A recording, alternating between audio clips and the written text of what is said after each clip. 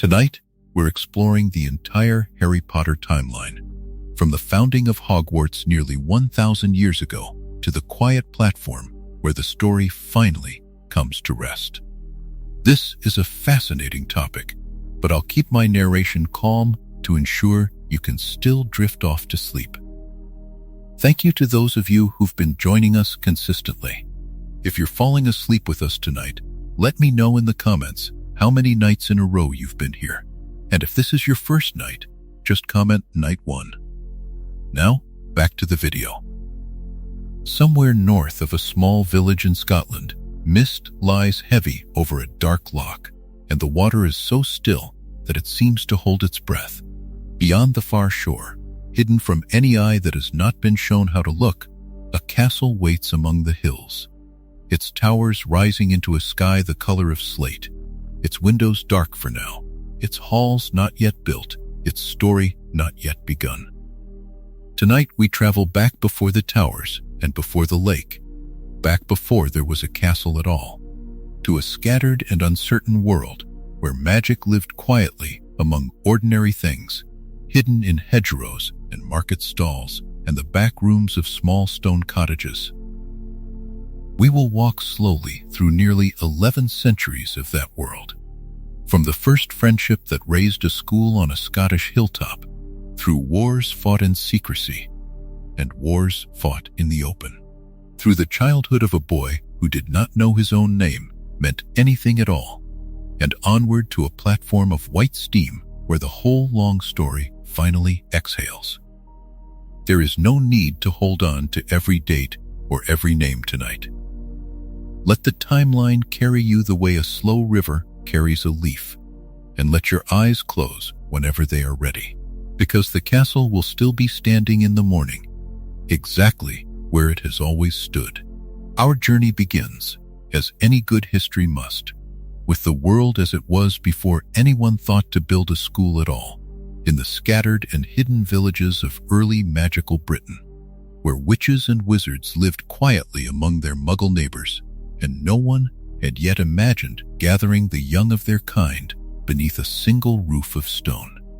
In those years, long before anyone carved a staircase into a hillside or raised a tower toward the clouds, magic in Britain lived the way a low fire lives beneath ash, present and warm, but almost invisible to anyone who did not know where to look. Witches and wizards were not gathered into any single place. They were scattered across river valleys and coastal hamlets and lonely moorland farms, each family or small cluster of families keeping to itself, each generation passing its knowledge along in whispered lessons around a hearth rather than in any classroom.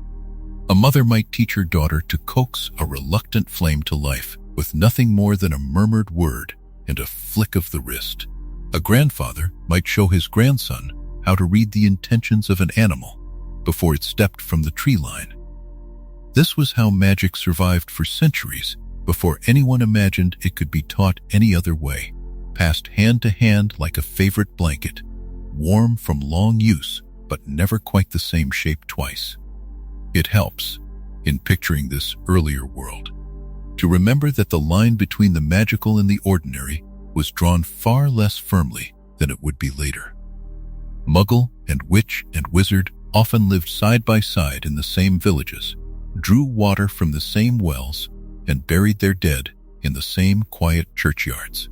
Many magical families integrated themselves so completely into the rhythms of ordinary life that a neighbor might never guess why the harvest on one particular farm never seemed to fail, or why a certain healer's remedies worked with an effectiveness that bordered on the impossible. For a long while, this closeness was simply how things were, neither hidden with any great effort, nor announced with any pride. It was a story we might call Before the Castle, a time when magic did not yet know it needed walls.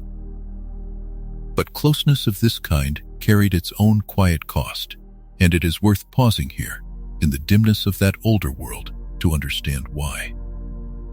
Magical folk in early Britain lived without the protections that would later come to feel so essential, without any shared place to turn for safety.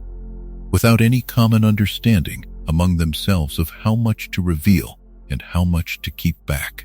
A family that let its guard down, that healed too visibly or celebrated too openly, might find itself the subject of suspicion rather than gratitude. Fear has always traveled faster than understanding, and in those centuries, a run of bad weather, a sickness among livestock, or a stranger's unexplained misfortune could be enough. Whichever household seemed strangest, whichever family kept its curtains drawn a little too often, or tended a garden that bloomed a little too far out of season. It would be centuries yet before witch trials swept across the land in the organized and infamous way that later generations remember. Yet the seeds of that danger were already present in these early years, scattered through folk memory and superstition, long before they ripened into anything so formal as a trial or a tribunal. A wizard who healed a sick child might be thanked one season and blamed for a failed crop the next. A witch who could speak with owls might be welcomed at a harvest festival and shunned at a funeral, all within the same year, all depending on the mood of a village that did not fully understand what it was looking at. Magical families learned, slowly and often painfully, that visibility was a gamble, and that the goodwill of Muggle neighbors could turn as quickly and as unpredictably as an autumn sky. This lesson, learned again and again across generation after generation, planted in the magical community a caution that would eventually blossom into something closer to formal secrecy, though that formal secrecy was still hundreds of years away. There was another difficulty as well, quieter than the fear of persecution, but no less pressing, and that was the difficulty of learning itself. A child born with unusual gifts in an isolated hamlet might have no one nearby who understood what those gifts were, let alone how to shape them safely. Accidental magic, the wild and unpredictable bursts of power that so often mark a magical childhood, could be frightening for a family without guidance, especially if that family lived far from any other magical household who might offer reassurance or instruction. Some children were fortunate enough to be born into families with generations of experience behind them. Families who recognized the signs early and knew how to nurture them. Others were not so fortunate and grew up half aware of their own strangeness, uncertain whether the things they could do were a gift or a danger, with no wise elder nearby to tell them which. Travel in this era was slow and often dangerous, which only deepened the isolation. A family living among the hills of the far north might go an entire lifetime without meeting another magical household, might raise children and grandchildren who never once saw a spell performed by anyone outside their own bloodline. Roads were rough, forests were vast and largely untamed, and a journey that might later take a single afternoon could then take the better part of a week, assuming the weather cooperated and no misfortune befell the traveler along the way. Under these conditions, magical Britain was less a community than a scattering of small and separate constellations, each shining faintly on its own, with wide stretches of darkness between them where no one thought to look for company. This isolation bred not only loneliness, but also inconsistency, and inconsistency, in turn, bred danger of its own kind. Without any shared standard for what counted as safe practice, some families experimented with magic in ways that others would have considered reckless, while other families grew so cautious that entire branches of knowledge withered from disuse and were eventually forgotten altogether. There was no gathering place where the wisest healers might compare their remedies with one another. No hall where the most skilled charm workers might teach what they knew to eager young minds beyond their own front door. Whatever expertise existed remained locked within individual families, and when a particularly gifted witch or wizard died without an heir to carry the knowledge forward, that knowledge simply vanished, as completely and as quietly as a candle pinched out between two fingers. Even among those who did receive some teaching, the knowledge passed down was often incomplete, shaped by whatever a single family happened to know, rather than by any broader understanding of magic as a whole. A household skilled in healing charms might know nothing of transfiguration. A family gifted with an affinity for magical creatures might have no knowledge at all of potion craft. Knowledge stayed local, stayed private, and in staying so, it stayed limited, each small pocket of magical Britain holding only a fragment of what the wider magical world might have offered if only there had been some way to bring those fragments together. It was out of this scattered and uncertain landscape, this world of hidden hearths and half-taught children and neighbors who could not always be trusted with the truth, that 4 particular individuals would eventually emerge, each shaped by these very conditions, each carrying within them the conviction that magical Britain needed something it had never had before. They were not yet friends when this story begins, not yet bound together by any shared purpose. They were simply 4 gifted young witches and wizards growing up somewhere within this uneasy patchwork of villages and valleys, each one learning, in their own way, just how vulnerable and ungathered people could be, and just how much untapped potential lay scattered across the land, waiting for someone bold enough to bring it together beneath a single roof. Up next in Chapter 2, 4 Friends on a Hilltop, we will uncover how these 4 remarkable individuals, drawn together by fate and by a shared vision none of them could have pursued alone, found their way to a windswept hilltop in Scotland, and there began to imagine a school unlike anything the magical world had ever known. 4 gifted witches and wizards, each already known in their own corner of the land for a particular brilliance, found one another in that scattered world, and from their meeting came the idea that would change everything. This is the story of Chapter 2, 4 Friends on a Hilltop, and it begins not with stone or towers, but with friendship, the ordinary and extraordinary kind that sometimes arrives at exactly the moment history needs it. Their names were Godric Gryffindor, Helga Hufflepuff, Rowena Ravenclaw, and Salazar Slytherin, and by the time they came together, near the end of the 900s, each had already earned a quiet reputation. Godric was spoken of as a wizard of tremendous courage, a man who did not shy from danger, and who valued daring above almost anything else. Helga was known for her patient hands and her fair heart, a witch who treated every person she met, however humble, with the same steady kindness. Rowena carried a mind so sharp and so hungry for knowledge that those who spoke with her came away feeling they had glimpsed something rare, a wit that turned every conversation into a small education. And Salazar was admired in those early years for his ambition and his cunning, for a resourcefulness that let him accomplish what others believed impossible. 4 very different temperaments, and yet somehow, in the way that lasting friendships often defy explanation, the 4 of them found in one another something worth building a life around. It is easy, lying in the dark tonight, to imagine how such a friendship might have formed. Perhaps they met at a gathering of witches and wizards drawn together for safety, trading stories of narrow escapes from suspicious neighbors. Perhaps they crossed paths on some forgotten road, drawn by rumor of one another's talents. However it happened, what the old stories agree on is this. The 4 of them began to talk over long evenings about the scattered and uncertain world they had grown up in, about the young witches and wizards being born into villages where no one understood what they were, about children hiding gifts they did not know how to name, about families torn between wonder and fear. They talked about how much safer, how much richer life might be if the young could be gathered somewhere secure, somewhere hidden from those who might do them harm, and taught properly, together, by people who understood exactly what they were becoming.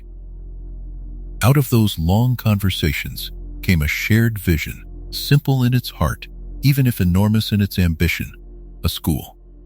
A single place where magical children could be found, welcomed, and taught, regardless of the family they came from. A sanctuary built specifically for people like them, at a time when there was no such sanctuary anywhere in the land. Education, first, because untrained magic was as dangerous to the child who carried it as to anyone nearby. Safety, second, because a hidden and gifted child alone in an ordinary village was a fragile thing, easily misunderstood, easily endangered. And community, third, perhaps the quietest reason, and yet the one that may have mattered most, because none of the four founders wanted the next generation to grow up as isolated as so many of their own kind had been, unaware that anyone else in the world shared their strange and wonderful nature. Having agreed on the why, the four friends turned to the where, and this was no small matter, because a school for witches and wizards could not simply be built on any convenient hillside. It needed to be hidden from those who would never understand it, and it needed to be far enough from prying eyes that its towers could rise without drawing questions from every passing traveler.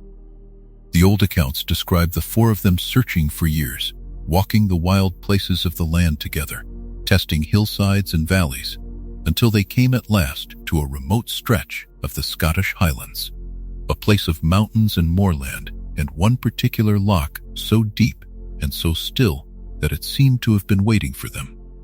There they found what they had been searching for: a rise of rock above the dark water, ringed by mountains, far from any village large enough to ask questions, a place that felt, in the words later attributed to Rowena, as though the land itself had been holding this spot in reserve. Once the site was chosen, the four founders worked together to make it safe in ways that went far beyond simple distance. They wove enchantments over the entire grounds, layer upon layer of protective magic meant to hide the castle from unwelcome eyes and to keep it hidden for as long as the world required such hiding. Muggles passing near the lake would see, if the old tales are to be trusted, only a ruin or a dangerous bog, or nothing at all worth stopping for, their eyes sliding away from the truth without ever knowing they had looked at it. Within those protections, the four of them began to raise their school, and though the building of it surely took years of labor, patience, and no small amount of magic, the old stories tend to pass quickly over the construction itself and linger instead on what the founders were building toward: not merely walls and a roof, but a place where four very different kinds of excellence could all be honored under the same slate sky. It was in this shared work that the shape of what would one day become the four houses first began to appear, though at the time it was likely nothing so formal. Only four friends teaching in the manner most natural to each of them, and gathering around themselves the students whose own gifts and temperaments matched their own. Godric Gryffindor valued courage above all else, and he was drawn to the bold and the daring, the students who acted first and worried about consequences after, the ones with hearts too large to sit quietly while trouble happened to someone else. Helga Hufflepuff asked for nothing more than dedication and fairness, and she opened her arms, quite literally, according to the old tellings, to anyone who wished to learn, regardless of blood or background or how flashy their talents happened to be, believing that hard work and loyalty deserved just as much honor as any natural gift.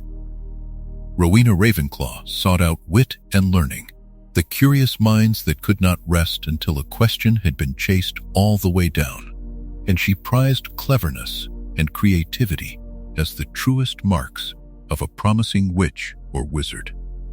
And Salazar Slytherin, in these early years still a beloved friend and equal partner in the great work, prized ambition and resourcefulness, and he gathered around him the cunning and the determined, those who knew what they wanted and were willing to work cleverly to get it. For a long while, by every account, this arrangement suited all four of them beautifully, each teacher pouring their particular strength into the students who reflected it back. The four approaches complementing one another, the way four instruments might complement each other in a single, unhurried piece of music.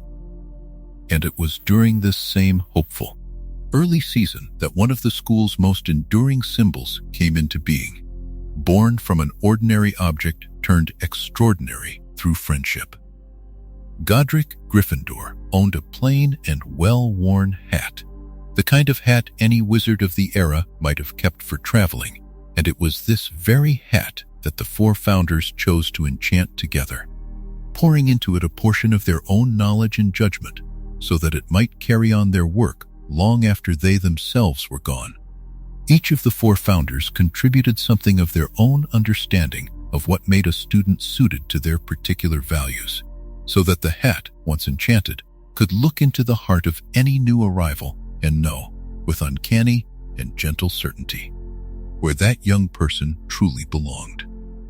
It became, in time, the single object most trusted to sort each new generation of students into the house that best matched their nature. A small and unassuming piece of cloth carrying within it the combined wisdom of four remarkable minds. In these earliest years, the four founders shared not only a school, but something rarer still, a genuine unity of purpose, the sense that whatever their differences in temperament, they were building one thing together, a single sanctuary strong enough to outlast every one of them. They walked the unfinished corridors together in the evenings, watched the towers rise stone by careful stone above the lake, and believed, as far as anyone can know what founders long dead once believed, that the four pillars of courage, hard work, wit, and ambition might stand forever side by side, holding up the same roof without ever pulling in different directions. That unity, tender and hard-won as it was, would not last forever, and the very qualities that made each founder so remarkable were, in time, the same qualities that would come between them. Up next in Chapter 3, The Parting of the Founders, we'll uncover how a quiet disagreement over which students deserved a place within these walls grew into a rift too wide to mend. How Salazar Slytherin walked away from the school he had helped to build, and what he is said to have left behind, hidden somewhere beneath the castle he once loved, waiting in the dark for a distant future none of the four friends on that hilltop could have imagined. For a time, the story goes, the four founders lived and worked together in an easy rhythm, and Hogwarts grew stone by stone around their shared purpose, each of them teaching the children who came to the hilltop whatever gift they carried inside themselves. But even the warmest friendships hold within them the seeds of some eventual parting, and so it was with the four friends who had raised a castle out of nothing more than an idea and a stretch of Scottish wilderness.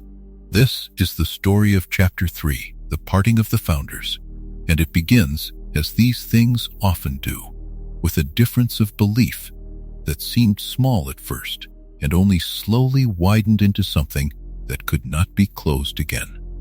The disagreement, as it has been passed down across the centuries, concerned a question that seems simple on its surface and yet touches something very deep in the wizarding world even now, which is the question of who should be welcomed through the castle doors. Godric Gryffindor, Helga Hufflepuff, and Rowena Ravenclaw held to the view that any child who showed the spark of magic deserved a place at Hogwarts, whether that child had been born into an old wizarding line or into a family that had never known magic at all. A family the wizarding world calls Muggle.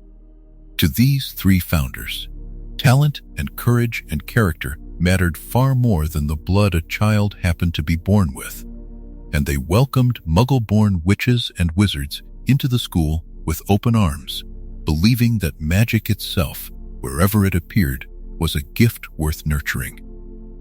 Salazar Slytherin, however, came to feel differently, and the change in him seems to have crept in slowly.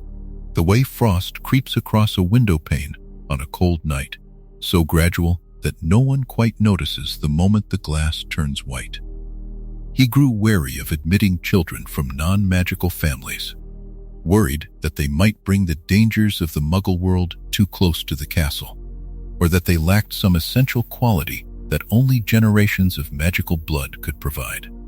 Where his fellow founders saw promise in every new student regardless of parentage, Slytherin saw a narrowing path, one where only those of pure magical descent should be trusted with the secrets Hogwarts had to offer.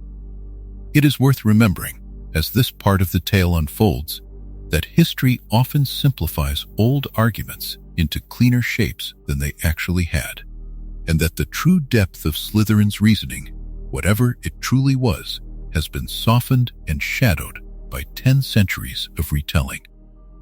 What survives is the outline of a rift, not the full and tender complexity of 4 people who had built something extraordinary together and now found themselves standing on opposite sides of it. The disagreement simmered for a long while before it finally broke into the open, and when it did, it seems to have done so all at once, the way a held breath finally has to leave the body. Words were exchanged in the halls of the castle that the other 3 founders had built together in friendship, and no amount of shared history could smooth the disagreement away. In the end, Salazar Slytherin chose to leave Hogwarts, walking out from the castle he had helped to raise, and never returning to teach within its walls again. It is a soft kind of tragedy if you sit with it slowly enough. 4 friends who had once dreamed the same dream together, standing at the school gates as one of their number walked off into the hills alone, the mist perhaps closing in behind him the way it closes over the loch even now on quiet mornings. Yet, the story of Salazar Slytherin's departure did not end simply with a walk down a hillside. Legend holds that before he left, or perhaps in the long years afterward through, means never fully explained, he built a hidden chamber somewhere deep beneath the castle, a secret space unknown to his fellow founders and unmarked on any plan of the school. Within this hidden chamber, so the old story goes, he placed a basilisk, a serpent of enormous size and terrible gaze, sealed away and sleeping, waiting for a day that might never come. The legend says that Slytherin intended for this chamber to remain hidden until a true heir of his own bloodline arrived at the school and could open it, at which point the serpent within would be free to purge Hogwarts of those students born to non-magical families, fulfilling in his absence the belief he could not persuade his friends to share while he still stood among them. It is a heavy old legend, and generations of students would come to doubt whether the Chamber of Secrets was real at all, treating it as little more than a ghost story told to frighten first-years during the long, dark evenings of the school term. For centuries it lay unconfirmed, a rumor without a door, a fear without a face, tucked away beneath the ordinary business of lessons and feasts and the changing of the seasons above it. We will return to the chamber later in this journey, for it does not stay a rumor forever, but for now it is enough to let it rest exactly where the founders left it, sealed in stone and silence beneath the castle's oldest foundations. With Slytherin gone, the 3 remaining founders carried Hogwarts forward, and the school did not crumble in his absence, though it surely felt his absence for a long while. In time, the house that bore his name continued on regardless, for Slytherin had already left his mark upon the students sorted into his colors, and the emerald and silver banners kept their place in the Great Hall even after the man himself had vanished from its halls. The 4 houses, Gryffindor and Hufflepuff and Ravenclaw and Slytherin, settled slowly into the shapes we would recognize today, each one gathering its own traditions, its own common rooms tucked into different corners of the vast castle, its own quiet rivalries and loyalties that would ripple forward through every century that followed. The castle itself did not stop changing simply because its founders had parted ways. Across the medieval centuries that followed, Hogwarts continued to grow and deepen, as though the building itself were alive and dreaming, adding new passages and new towers the way a tree adds new rings with each passing year. The moving staircases that would one day delight and frustrate generations of students are said to have developed gradually over this long stretch of time, the castle's ancient magic settling into playful and unpredictable habits. Staircases shifting their landings at will, doors appearing where no doors had stood before, portraits gaining the ability to wander from frame to frame, and gossip about the students who passed beneath them. No single wizard sat down and designed these wonders all at once. They accumulated instead, layer upon layer, the way frost gathers on a window overnight, until the castle became the vast and shifting wonder that Harry Potter himself would one day wander through, as a boy who could hardly believe such a place was real. Around the same slow centuries, a village began to take shape near the castle gates, a cluster of low stone buildings that would come to be called Hogsmeade, tucked among the hills within easy walking distance of the school. It grew, in time, into the only settlement in all of Britain inhabited entirely by witches and wizards, a place where cloaks could be worn openly and spells cast without a second thought. A small refuge of magic folded into the wider Muggle landscape. Hogsmeade would remain, across all the centuries to come, a peaceful and welcoming cluster of shops and inns, its chimneys sending up thin curls of smoke on cold afternoons, its streets dusted with snow in winter, close enough to the castle that students would one day be allowed to visit it on certain weekends, tasting butterbeer in a warm tavern while the wind moved slowly through the surrounding hills. And so the centuries passed over Hogwarts, tranquil on the surface, even when old wounds lingered somewhere beneath the stone. The four houses finding their footing, the castle finding its personality, the little village at its feet finding its own steady rhythm of trade and shelter. The four founders themselves eventually passed from the world the way all people eventually do. But the school they built together, even broken as it was by one final disagreement, endured long after their names had become legend rather than memory.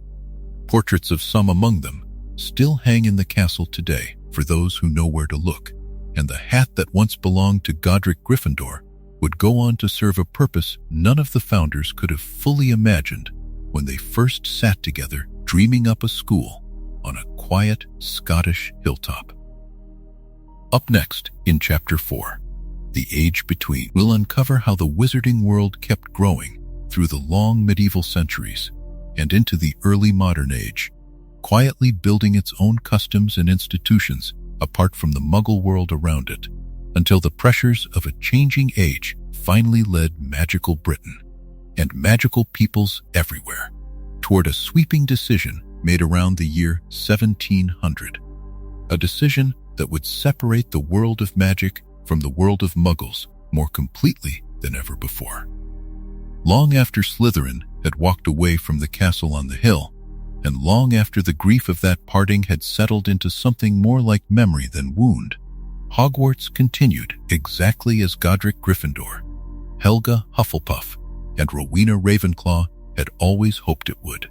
The four houses carried on. The towers rose a little higher with each passing decade, and generation after generation of young witches and wizards climbed the same staircases their parents once had. But beyond the castle walls, in the wider expanse of the British Isles and across the whole of magical Europe, the world these students would eventually return to was changing in ways slower and stranger than anything that happened within Hogwarts itself. This is the age between, the long and often overlooked stretch of centuries in which the wizarding world quietly grew, quietly gathered itself, and quietly decided, at last, to disappear. For hundreds of years following the founding of the school, magical folk in Britain lived in a kind of loose scatter, much as they always had, spread across villages and hamlets and lonely farmhouses, practicing their craft in the company of Muggle neighbors who often knew, or half knew, or chose not to know, what lived among them. There was no single wizarding government yet, no unified law, no ministry to speak of. Magic was simply a fact of life in certain households, tucked into hedgerows and cellars, taught quietly from parent to child, and it moved through the medieval world the way any rare and half-understood thing moves through a society that does not yet have the language to explain it. It was during these centuries that the darker chapter of Muggle and wizarding relations reached its peak, in the years remembered, when they are remembered at all, as the era of witch hunts and trials. Fear spread through Muggle villages and towns in waves. Fear of famine, fear of plague, fear of the unexplainable, and that fear often searched for a shape to blame. Women and men accused of witchcraft were dragged before tribunals, and no small number of them were punished for crimes that existed only in rumor and suspicion. It is worth remembering, in the hush of hindsight, that the overwhelming majority of those accused Muggles who suffered through those trials were not wizards or witches at all. They were ordinary people caught in an ordinary tragedy of misunderstanding, unlucky enough to be different or outspoken, or simply disliked by a neighbor with influence.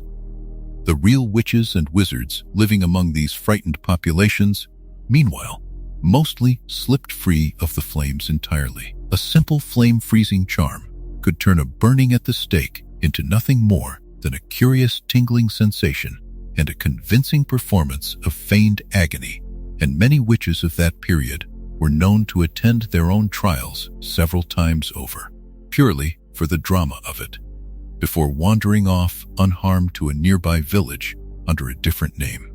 It was, in its own way, a strange and almost theatrical era for magical folk, one where real danger was rare and Muggle panic was, more often than not, easily outwitted with a whispered incantation and a bit of patience. Even so, as the centuries wore on, a quieter and more sensible instinct began to take hold among wizarding families. However easily a witch or wizard might escape a mob or a trial, the constant nearness of frightened, unpredictable Muggles was exhausting, and increasingly, it seemed unnecessary. Magical communities across Europe had grown large enough by this point, and skilled enough in their own right, that they no longer needed to live quite so entangled with the non-magical world in order to thrive. Trade in magical goods, education in magical children, government of magical affairs, all of it could, in theory, be handled entirely among themselves. The idea began to take root that the wizarding world did not merely tolerate its separation from Muggles, but might actually be better for it, safer for it, freer for it. This slow shift in thinking eventually gave rise to formal government.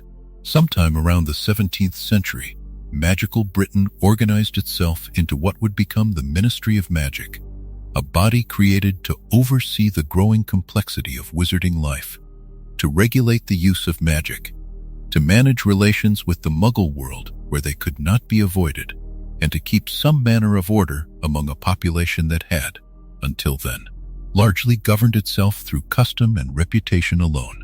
It was not a grand or sudden invention. It grew the way most lasting institutions grow, out of necessity, out of the slow accumulation of problems that needed solving and disputes that needed settling. Until one day, a scattered collection of local customs had become something that could reasonably be called a government. The most significant turning point of this whole long age, however, came near the turn of the 18th century, when representatives of magical governments from across the world gathered to sign what became known as the International Statute of Secrecy.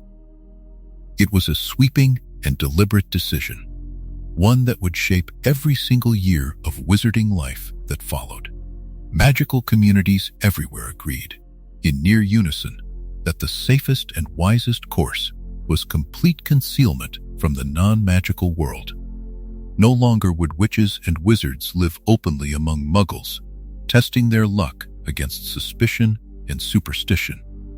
From this point forward, magic would retreat behind a veil, hidden not out of shame, but out of self-preservation, and, in some measure, out of a hushed and reasonable weariness with centuries of misunderstanding. The effects of the statute rippled through every corner of magical society, and they can still be seen in the shape of the wizarding world today. Marketplaces that had once operated in plain sight folded themselves into hidden pockets of ordinary cities, tucked behind unremarkable brick walls and accessible only to those who knew precisely where to tap their wand. Diagon Alley became one such refuge, a bustling hidden street behind a Muggle pub in London, alive with shops and owls and the low murmur of wizarding commerce, entirely invisible to the millions of Muggles who passed within feet of it every single day.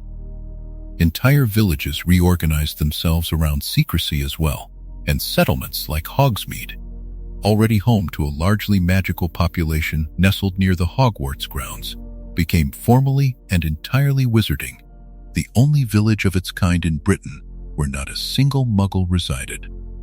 Government itself followed the same pattern, and the Ministry of Magic, rather than occupying some visible seat of power, settled into a concealed underground complex beneath the streets of London, reachable only through disguised entrances that appeared, to any Muggle eye, as nothing more than a broken telephone box or an unremarkable visitor's entrance. Magical transportation, magical education, magical currency, all of it adapted to this same quiet logic of concealment. Owls carried post between hidden addresses. Flue powder connected fireplaces that Muggles would never think twice about. Trains like the one that would one day carry a boy named Harry Potter to Hogwarts departed from platforms that simply did not exist as far as the ordinary world was concerned. The wizarding world did not vanish. It simply folded itself into the seams of the world that already existed, learning to live beside Muggles rather than among them, watching over the non-magical world from just out of sight rather than in the open as it once had. And so, across those long centuries between the founders and the modern age, the wizarding world found its final shape, the hidden, careful, self-governing society it would remain for the many hundreds of years still to come. The fear of persecution that had once driven witches to hide their trials behind clever charms gave way to something more permanent and more dignified, a deliberate choice to live apart, safe within borders no Muggle could see, tending to its own laws, its own economy, its own long and unfolding history.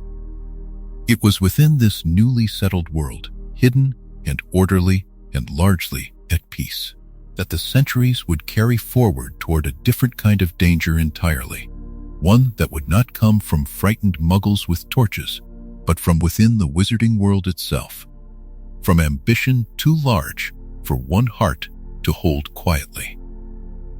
Up next, in Chapter 5, the International Warlock Convention and a Gathering Darkness, we'll uncover the early 20th century rise of a brilliant and restless young wizard named Gellert Grindelwald, and the fateful summer friendship, so bright and so briefly shared, between him and a young man named Albus Dumbledore. Gellert Grindelwald had not always been a name spoken with caution, and long before the wizarding world learned to lower its voice when it mentioned him. He had simply been a brilliant, restless boy at Durmstrang Institute, the great school of magical learning tucked away in the cold forests of northern Europe. He was gifted in ways that made his teachers uneasy rather than proud, drawn from his earliest years toward the darker corners of magical theory, the kind of knowledge most students were content to leave unexplored. It was this hunger that ended his time at Durmstrang altogether, for he was expelled from the school after conducting dangerous experiments on his fellow students. Experiments so troubling that the details were rarely repeated aloud even by those who knew them. And it is here, in the quiet aftermath of that expulsion, that this story begins in earnest in Chapter 5, the International Warlock Convention and a Gathering Darkness, a chapter that follows one bright and terrible friendship at the very edge of the wizarding world's peace. The wider magical world of the early 20th century was, in its own way, trying to grow up. Wizarding communities across Europe and beyond had begun reaching toward one another more formally than ever before, laying the early groundwork for what would eventually become the International Confederation of Wizards, a body meant to help magical governments speak with one voice on matters that crossed borders, from the treatment of magical creatures to the delicate business of keeping the existence of magic hidden from ordinary people. It was a hopeful undertaking, born from the belief that wizardkind was safer and wiser when it cooperated. But hope of that kind often grows alongside its shadow, and even as witches and wizards debated cooperation and secrecy in grand convention halls, a very different kind of ambition was quietly taking root in the heart of a teenage boy who had just been sent away from his school in disgrace. Grindelwald did not return to his own family after his expulsion. Instead, in the summer of 1926, he traveled to England, to the small and unassuming village of Godric's Hollow, where his great-aunt Bathilda Bagshot lived. Bathilda was a respected magical historian, a woman of considerable knowledge and gentle temperament, and she welcomed her great-nephew into her home without suspicion, glad for the company and, perhaps, hopeful that a change of scenery might settle him. She could not have known how much that summer would come to matter, not only to her own family, but to the whole of the wizarding world. It happened that another family lived in Godric's Hollow that year as well, a family known to Bathilda and soon to become known to Grindelwald too. The Dumbledores had settled there after a difficult stretch of years, drawn by the promise of a quiet village where a family carrying its own private sorrow might finally find some peace. Albus Dumbledore, then a young man of remarkable intellect and considerable charm, was living at home rather than pursuing the kind of dazzling career many had expected of him, because he had taken on the care of his younger siblings. His brother Aberforth was there too, steady and plain-spoken, and so was their sister Ariana, gentle and fragile, in ways that the family guarded closely and spoke of to almost no one outside their own walls.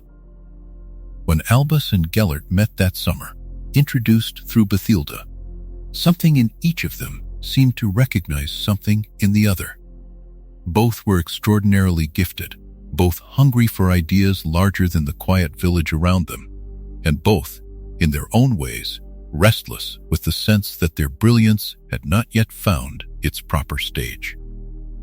They spent long summer evenings together, talking for hours in Bathilda's garden and in the Dumbledore family sitting room, exchanging letters even when they were apart for only a day, filling pages with theories and dreams that neither had dared say aloud to anyone else. Between them grew an idea, one that felt to both young men less like danger and more like destiny, the notion that wizards, being more capable and more knowledgeable than non-magical people, might rightfully guide the Muggle world rather than hide from it. They called this idea, in the quiet shorthand of their private understanding, the greater good, a phrase meant to soften what was, underneath its gentle wording, a plan for wizarding dominance dressed in the language of benevolence to two brilliant young men who believed entirely in their own good intentions. It did not feel like the beginning of anything dark. It felt like friendship, and like purpose, and like the future finally arriving. For Albus, there was something else woven into that summer as well, something quieter and more painful, which was the sense of a life he had once imagined for himself, now slipping further away with every week that passed. Caring for Ariana was not a burden he ever spoke of as such, but it was a weight, and in Gellert he found, for the first time in a long while, someone who did not ask him to set aside his ambitions, but instead invited him to imagine them growing even larger. It was, in its way, an intoxicating friendship, the kind that convinces two young men they have found in each other the only person in the world who truly understands them. That friendship did not survive the summer intact, and what broke it was not a slow fading, but a single afternoon that would echo through the rest of both of their long lives. Aberforth, who had never fully trusted Gellert's talk of destiny and greatness, confronted the two of them, and voices rose in a way that Godric's Hollow was not accustomed to hearing from that particular house. What followed was a duel among the three young men, wands drawn in anger between people who, in other circumstances, might simply have been friends and brothers disagreeing over supper. Spells were exchanged quickly, more out of overwhelmed emotion than intention to harm, and in the chaos of that small duel, gentle Ariana, who had come into the room amid the shouting, was struck and did not survive it. To this day, no one has ever been able to say with certainty whose curse it was that reached her, and perhaps it is kinder that it remains uncertain, a sorrow shared rather than a blame assigned, since all three young men carried the weight of that afternoon for the rest of their lives, regardless of whose spell it truly was. In the quiet, terrible days that followed, Gellert Grindelwald did not stay in Godric's Hollow. He left England soon after, slipping away from the village and from the friendship that had shaped him so briefly but so deeply, and he did not return. Albus Dumbledore, for his part, closed a door on that summer that he would rarely open again in conversation, carrying forward instead a quiet grief and a private understanding of how easily brilliant ideas about power could curdle into something that cost more than anyone intended to pay. Grindelwald, meanwhile, carried the dream of the greater good with him out into the wider world, no longer tempered by anyone who might gently question it, and in the years that followed, that dream would grow into something far larger and far more consequential than a conversation between two young men in a garden in Godric's Hollow. Up next in Chapter 6, The Duel of the Two Wizards, we'll uncover how the paths of Albus Dumbledore and Gellert Grindelwald would cross again many years later, how the ambitions planted in that fateful summer grew into a shadow that spread across magical Europe, and how a long overdue reckoning between two former friends would finally have to be faced. Grindelwald had never planned to stay away from the world's attention for long, and after he left Godric's Hollow behind in the summer of his youth, carrying with him the quiet, unspoken sorrow of what had happened to Ariana Dumbledore, he had turned that sorrow, or perhaps buried it, and set his sights across the sea, toward the old schools and old families of continental Europe, where a young man with silver tongue and golden ideas could build something far larger than a village friendship ever could have held. That story begins in Chapter 6, The Duel of the Two Wizards, and it begins slowly, the way storms often do, gathering far off where few are watching, long before anyone feels the first drop of rain. Through the 1920s and into the 1930s, Gellert Grindelwald moved through wizarding Europe like a current beneath still water, unseen by most, but felt by those who knew where to look. He had once studied at Durmstrang, that northern school of old magic and older secrecy, until his expulsion for experiments that strayed too far into dangerous territory. And it was to the lands surrounding that school, the forests and fortified towns of the north and east, that he now returned, no longer a student, but something closer to a prophet. He spoke, in those years, of a vision he called for the greater good, a phrase that would follow him through history like a shadow he never quite managed to outrun. It was a philosophy dressed in the language of protection and peace, suggesting that wizardkind, gifted as it was, ought to step out from behind the veil of secrecy and take its rightful place above the Muggle world, guiding it ruling it for its own safety and betterment, so the reasoning went. To some frightened and disillusioned witches and wizards, weary of hiding what they were, the idea sounded almost gentle. To others, it sounded like the opening note of something far darker, and history would eventually prove the second group correct. The timing of Grindelwald's rise was not an accident of fate so much as a reflection of the age itself. Across the Muggle world, those same decades were heavy with their own unrest, old certainties crumbling, new and frightening ideologies taking hold in nation after nation, economies faltering, fear spreading like frost across a window pane. Grindelwald watched all of this with the calm attention of a man who understood that chaos, in the right hands, could be shaped into opportunity.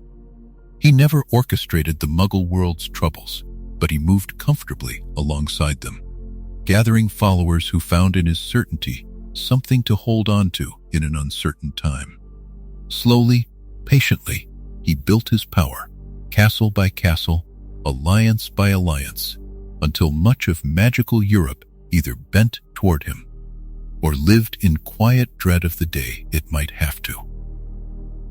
At the heart of his growing dominion, he raised a fortress of his own design, a place called Nurmengard, built high in the mountains with walls of gray stone that seemed to drink in the light rather than reflect it. He intended it, in the beginning, as a prison for those who opposed his vision, a place where dissenters could be kept safely out of the way while his greater plan unfolded across the continent. He had it engraved near the entrance with words that echoed his own philosophy back at anyone who passed beneath them, a phrase about the greater good, carved in stone as though permanence alone could make an idea true. He could not have known, standing before his own creation in those confident years, that the walls he built to hold his enemies would one day hold him instead, and that the irony of Nurmengard would become, in time, one of the quieter lessons of his story. Meanwhile, in England, Albus Dumbledore had chosen a different life entirely, one of teaching and research at Hogwarts, of quiet scholarship and careful distance from the world of politics and power that Grindelwald had so eagerly embraced. For years, as reports of Grindelwald's growing influence reached Britain, Dumbledore said little and did less, and those close to him sometimes wondered at his reluctance to act against a danger that so many others clearly recognized. The truth, known only to Dumbledore himself and carried privately for decades, was far more complicated than simple hesitation. He and Grindelwald had once been close, in that brief golden summer so long before. Two brilliant young men who had spoken for hours of a different world they might build together, before that friendship ended in tragedy and silence and the loss of Ariana. Dumbledore carried, alongside his grief, a private uncertainty about his own role in that terrible day, and for years the thought of facing Grindelwald again, of dueling the one person who had truly known him as a young man full of ambition and dreams, felt less like a duty and more like an unbearable reckoning with his own past. And so he waited and taught and watched from a distance, even as Grindelwald's shadow lengthened across the map of Europe. But shadows, however long, cannot lengthen forever without eventually being called to account. And by the middle of the 1940s, with the wizarding world watching in growing alarm and the Muggle world locked in its own great and sorrowful struggle, it became clear that someone would have to face Grindelwald directly. There were many who believed only Dumbledore possessed the skill, and perhaps only Dumbledore possessed the understanding, to end what had been allowed to grow for so long. In the year 1945, Albus Dumbledore finally set aside whatever guilt and hesitation had held him back, and traveled to confront the man who had once been his dearest friend and had since become the wizarding world's gravest danger. Their duel, when it came, would be spoken of for generations afterward as one of the greatest displays of magic ever witnessed. two extraordinarily gifted wizards meeting at last, with everything unspoken between them given form in spell and counterspell. Light bending and flaring across the sky in patterns that those lucky enough to witness from a safe distance would never forget. It was not simply a contest of power, though there was certainly power in it, but a meeting of two minds that had once dreamed the same dream and now stood on opposite sides of what that dream had become. In the end, after a duel of remarkable skill and endurance, it was Dumbledore who prevailed, and among the quiet details of that victory, almost unnoticed at the time, beside the enormity of Grindelwald's defeat, was the fact that a particular wand changed hands that day. An old and unusually powerful wand that had served Grindelwald well through his years of conquest, and which now belonged, by the old and strange logic that governs such things, to Dumbledore instead. Its full significance would not become clear until much later, but it passed from one wizard to the other in that mountain duel, quietly, almost as an afterthought to the greater victory. Grindelwald was taken, fittingly, to Nurmengard, the very fortress he had built to imprison others, and there he remained, locked away in the high stone tower, with its carved reminder of the philosophy that had once seemed, to him and to his followers, like the answer to everything. The wizarding world exhaled. In 1945, a long breath it had been holding for the better part of 2 decades, and an uneasy peace settled over magical Europe, the kind of peace that comes not from resolution, but from exhaustion and relief. Albus Dumbledore returned to Hogwarts changed by what he had done, and though he rarely spoke of that day, his reputation grew quietly and steadily from that point onward, until within his own lifetime he was widely regarded as the greatest wizard of the age, a title he wore with far more discomfort than anyone around him ever seemed to notice. Yet peace, however welcome, rarely announces the next storm that is already beginning to form somewhere far away and unnoticed. And even as the wizarding world settled into its uneasy calm, a child was about to be born in a London orphanage under circumstances that no one at the time thought worth remembering. Up next, in Chapter 7, A Half-Blood Prince in the Making, we'll uncover how that unwanted child, born to a mother who would not survive the night, and a father who had already vanished from her life, would grow into someone whose name the wizarding world would one day be too frightened to speak aloud. Tom Marvolo Riddle came into the world on the 31st of December, 1926, inside the plain brick walls of Wool's Orphanage in London. And though the beginning of that story begins in Chapter 7, A Half-Blood Prince in the Making, it is worth pausing, gently, to picture the scene as it truly was. No thunder, no omen, no shimmer of prophecy in the winter air. Only a young woman, cold and worn thin by grief, giving her final hours to bring a child into a world that had already shown her very little kindness. Her name was Merope Gaunt, and though she did not live to see her son take his first steps or speak his first word, she gave him, in her last act, 2 names that mattered more than she could have known. She named him Tom, after the father who had left her, and Marvolo, after her own father, the proud and diminished descendant of an ancient magical line that reached all the way back to Salazar Slytherin himself. It was a strange inheritance to hand down in a single breath, half muggle and half serpent, and the boy who received it would spend the whole of his life trying to decide which half of himself deserved to win. Merope had loved a muggle named Tom Riddle, a handsome young man from the nearby village of Little Hangleton, and for a brief season that love had seemed to be returned, though it rested on something far more fragile than affection. The elder Tom Riddle had been drawn to her only under the influence of a love potion, a charm that mimics devotion without ever truly creating it. And when at last the potion's hold loosened and his true feelings reasserted themselves, He found himself married to a woman he did not recognize as someone he had chosen. And he left her, quietly and completely, never to return. Merope, alone and without the strength or the will to sustain herself through magic any longer, made her way to London, and it was there, at the doors of Wool's orphanage, that she gave birth to her son before slipping away within the hour, leaving him to the care of strangers in a cold building that smelled of carbolic soap and old stone. The staff of Wool's orphanage raised the boy as best they knew how, though nothing about him ever quite matched the other children around him. He was clever in a way that unsettled the adults who watched him, watchful in a way that made the younger children uneasy, and there was, even in his earliest years, a certain coolness to him, a distance that no amount of kindness from the matrons seemed able to close.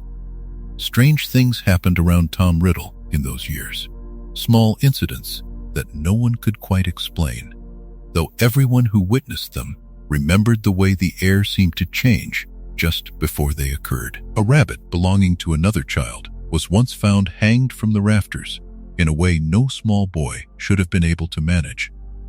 Other children would come away from arguments with him looking pale and shaken, though Tom himself always seemed perfectly calm, almost pleased, as though something inside him understood forces the rest of the orphanage could not begin to name. He discovered, long before anyone explained it to him, that he could make things happen simply by wanting them to, that animals could be commanded by nothing more than his attention, that other children could be frightened into obedience without a single raised hand, and in the absence of anyone to tell him otherwise, he came, quietly and privately, to enjoy the power that this gave him over a world that had otherwise given him nothing at all. He kept his small treasures hidden in a box beneath a loose floorboard, trinkets taken from other children, not out of any need for the objects themselves, but for the satisfaction of having taken them. A private ritual of ownership in a life where he owned so little. He told no one about his abilities, not because he feared them, but because instinct warned him that such things were meant to be kept close, hoarded rather than shared. Evidence of the ways in which he was different from, and, in his own quiet estimation, superior to everyone around him. He did not know the word wizard. He did not know the word Hogwarts. He knew only that he was not like the other children, and that the not being like them was the most important truth about himself that he possessed. That certainty was confirmed, gently and without unnecessary drama, on the day a tall, silver-haired man in unusual clothing arrived at the orphanage and asked to speak with him. The visitor introduced himself as Albus Dumbledore, a professor at a school called Hogwarts, and he had come, he explained, to tell Tom something that the boy had perhaps already begun to suspect, that his strange abilities were not the makings of a disturbed or dangerous child, but the ordinary signs of magical talent, and that there existed an entire school built for children exactly like him. Tom received this news with more suspicion than delight. He had spent his whole short life relying on no one but himself, and he was not inclined to trust a stranger's claims easily, even claims that explained so much of what had always felt unexplainable. He tested the professor quietly and carefully, watching for weakness or deceit, and when Dumbledore demonstrated, calmly and without any theatrical flourish, that magic was real, Tom's guarded curiosity began to open, just slightly, into something like interest. Here, at last, was a place where he would not need to hide what he was. Here was a place built, it seemed, entirely for him. In the weeks that followed, Tom traveled into London with his new professor to visit Diagon Alley for the first time. And though the wonder of that hidden street, with its shopfronts and its owls and its shelves of gleaming instruments, would have overwhelmed almost any child raised as he had been raised, Tom's response was quieter than astonishment, more like recognition, as though he were simply being shown the shape of a world he had always known. Somewhere beneath the surface was rightfully his. He purchased his wand, his robes, and his books, and he carried them back to the orphanage that had never truly felt like home, counting the days until autumn would arrive and carry him somewhere that might. When September of 1938 finally came, Tom Riddle made his way to King's Cross Station alone, without family to see him off, without anyone to wave from the platform as the Scarlet steam engine pulled away, and he boarded the Hogwarts Express for the very first time, carrying with him not only his trunk and his new wand, but also the two names his mother had given him in her final hour, an ordinary Muggle name and an ancient magical one, both of them true, and neither of them, in his own private reckoning, quite enough. He did not yet know the particulars of the gaunt family he had come from, the ruined cottage, the ring, the long, proud, diminishing line that traced itself back to Salazar Slytherin, though those truths waited for him not far in his future, ready to be uncovered once he had settled into the castle that was about to become the only real home he would ever claim. Up next in Chapter 8, The Making of Lord Voldemort, we'll uncover how the Sorting Hat weighed the boy's request to be placed among Slytherin's own, how his early years at Hogwarts sharpened both his gifts and his ambitions, and how the quiet, watchful orphan from Wolves began the long transformation into the darkest wizard the world would come to fear. Tom Riddle arrived at Hogwarts in the autumn of 1938, a thin, dark-haired boy from a London orphanage who carried himself with a stillness that made the other first years uneasy without quite knowing why. And when the Sorting Hat touched his head, it barely hesitated before calling out Slytherin, a house that felt to him less like a new home than like a confirmation of something he had always suspected about himself, that he was destined for more than the gray corridors and iron cots of the orphanage he had left behind. He was, from the very beginning, exceptional. His professors found him attentive, his classmates found him charming when he wished to be, and his housemates found him magnetic in a way none of them could quite name, a quiet authority that drew others toward him and made them want, more than anything, to be noticed by him. He rose through the school with what looked to outside eyes like effortless grace, becoming a prefect in due course and eventually head boy, collecting the kind of accolades that made him appear, on the surface, to be everything Hogwarts hoped its students might become. But beneath that polished surface, Tom was assembling a private understanding of who he was and where he had come from, and what he found unsettled him in ways that would shape the rest of his long and terrible life. He learned that his mother, Merope Gaunt, had died within an hour of his birth, leaving him at the orphanage with nothing but a name that trailed back through her family to Salazar Slytherin himself. And he learned that his father, Tom Riddle Sr., had been an ordinary Muggle who abandoned his mother before he was born. From these two fractured inheritances, one magical and ancient, the other Muggle and absent, Tom built the foundation of an identity that would come to despise the very blood that had given him his own extraordinary gifts. He discovered, in his first year already, that he could speak to snakes, a rare and telling ability called parcel tongue that ran in the Slytherin line. And the discovery confirmed for him what he had already begun to believe, that he was not merely gifted, but chosen, the rightful heir to the greatest of the four founders. It was in his fifth year, around 1942, that this private conviction became something the whole school would remember, though not by his name. Deep beneath the castle, sealed behind a door that only a Parselmouth could open, lay the Chamber of Secrets, a chamber Salazar Slytherin himself had built centuries earlier and hidden away, containing within it a monstrous basilisk that had slept undisturbed for generations. Tom found the entrance, spoke the words only he among the students could speak, and released the great serpent into the pipes and passages of the school. And in the panic and tragedy that followed, a young student named Myrtle lost her life, her ghost remaining afterward to haunt a bathroom on the second floor, where students would come to know her, gently and a little sadly, as Moaning Myrtle. Rather than face any consequence for what he had done, Tom moved quickly and coldly to protect himself, directing suspicion toward a fellow student named Rubeus Hagrid and his gentle pet, Acromantula, Aragog, whom Hagrid had raised in secret. The school believed the frame, and Hagrid was expelled, his wand snapped, though Albus Dumbledore, who even then harbored quiet doubts about the official story, arranged for him to remain at Hogwarts as groundskeeper, a kindness that would shape the rest of Hagrid's life.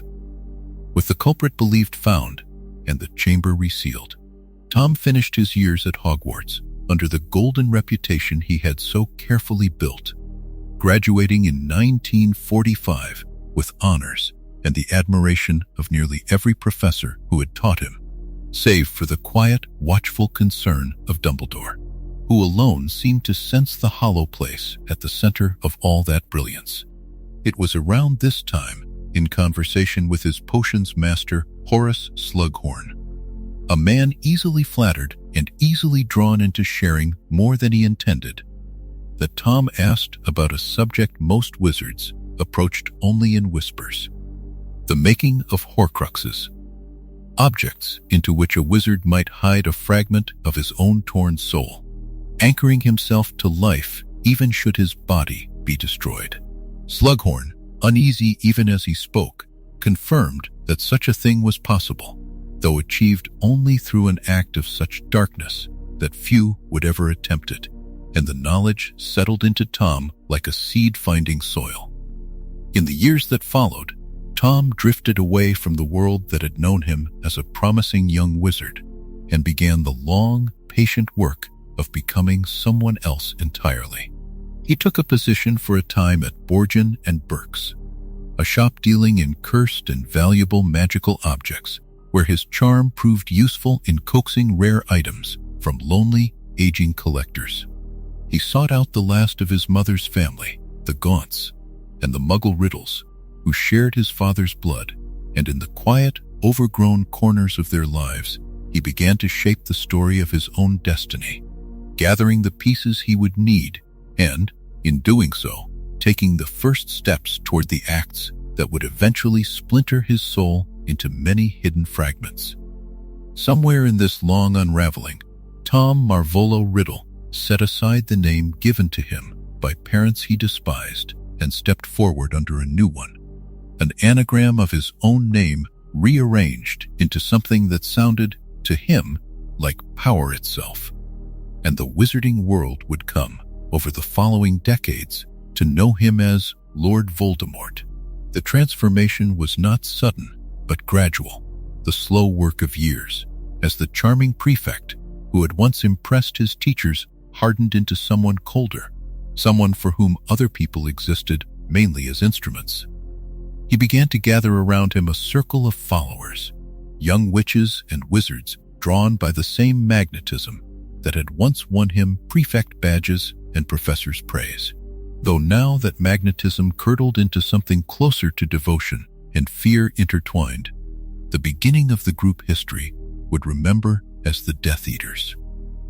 Through the 1960s and into the 1970s, Voldemort moved quietly but steadily through magical Britain, building alliances, testing loyalties, and laying the groundwork for an ambition far larger than anything Hogwarts had ever prepared its students to imagine.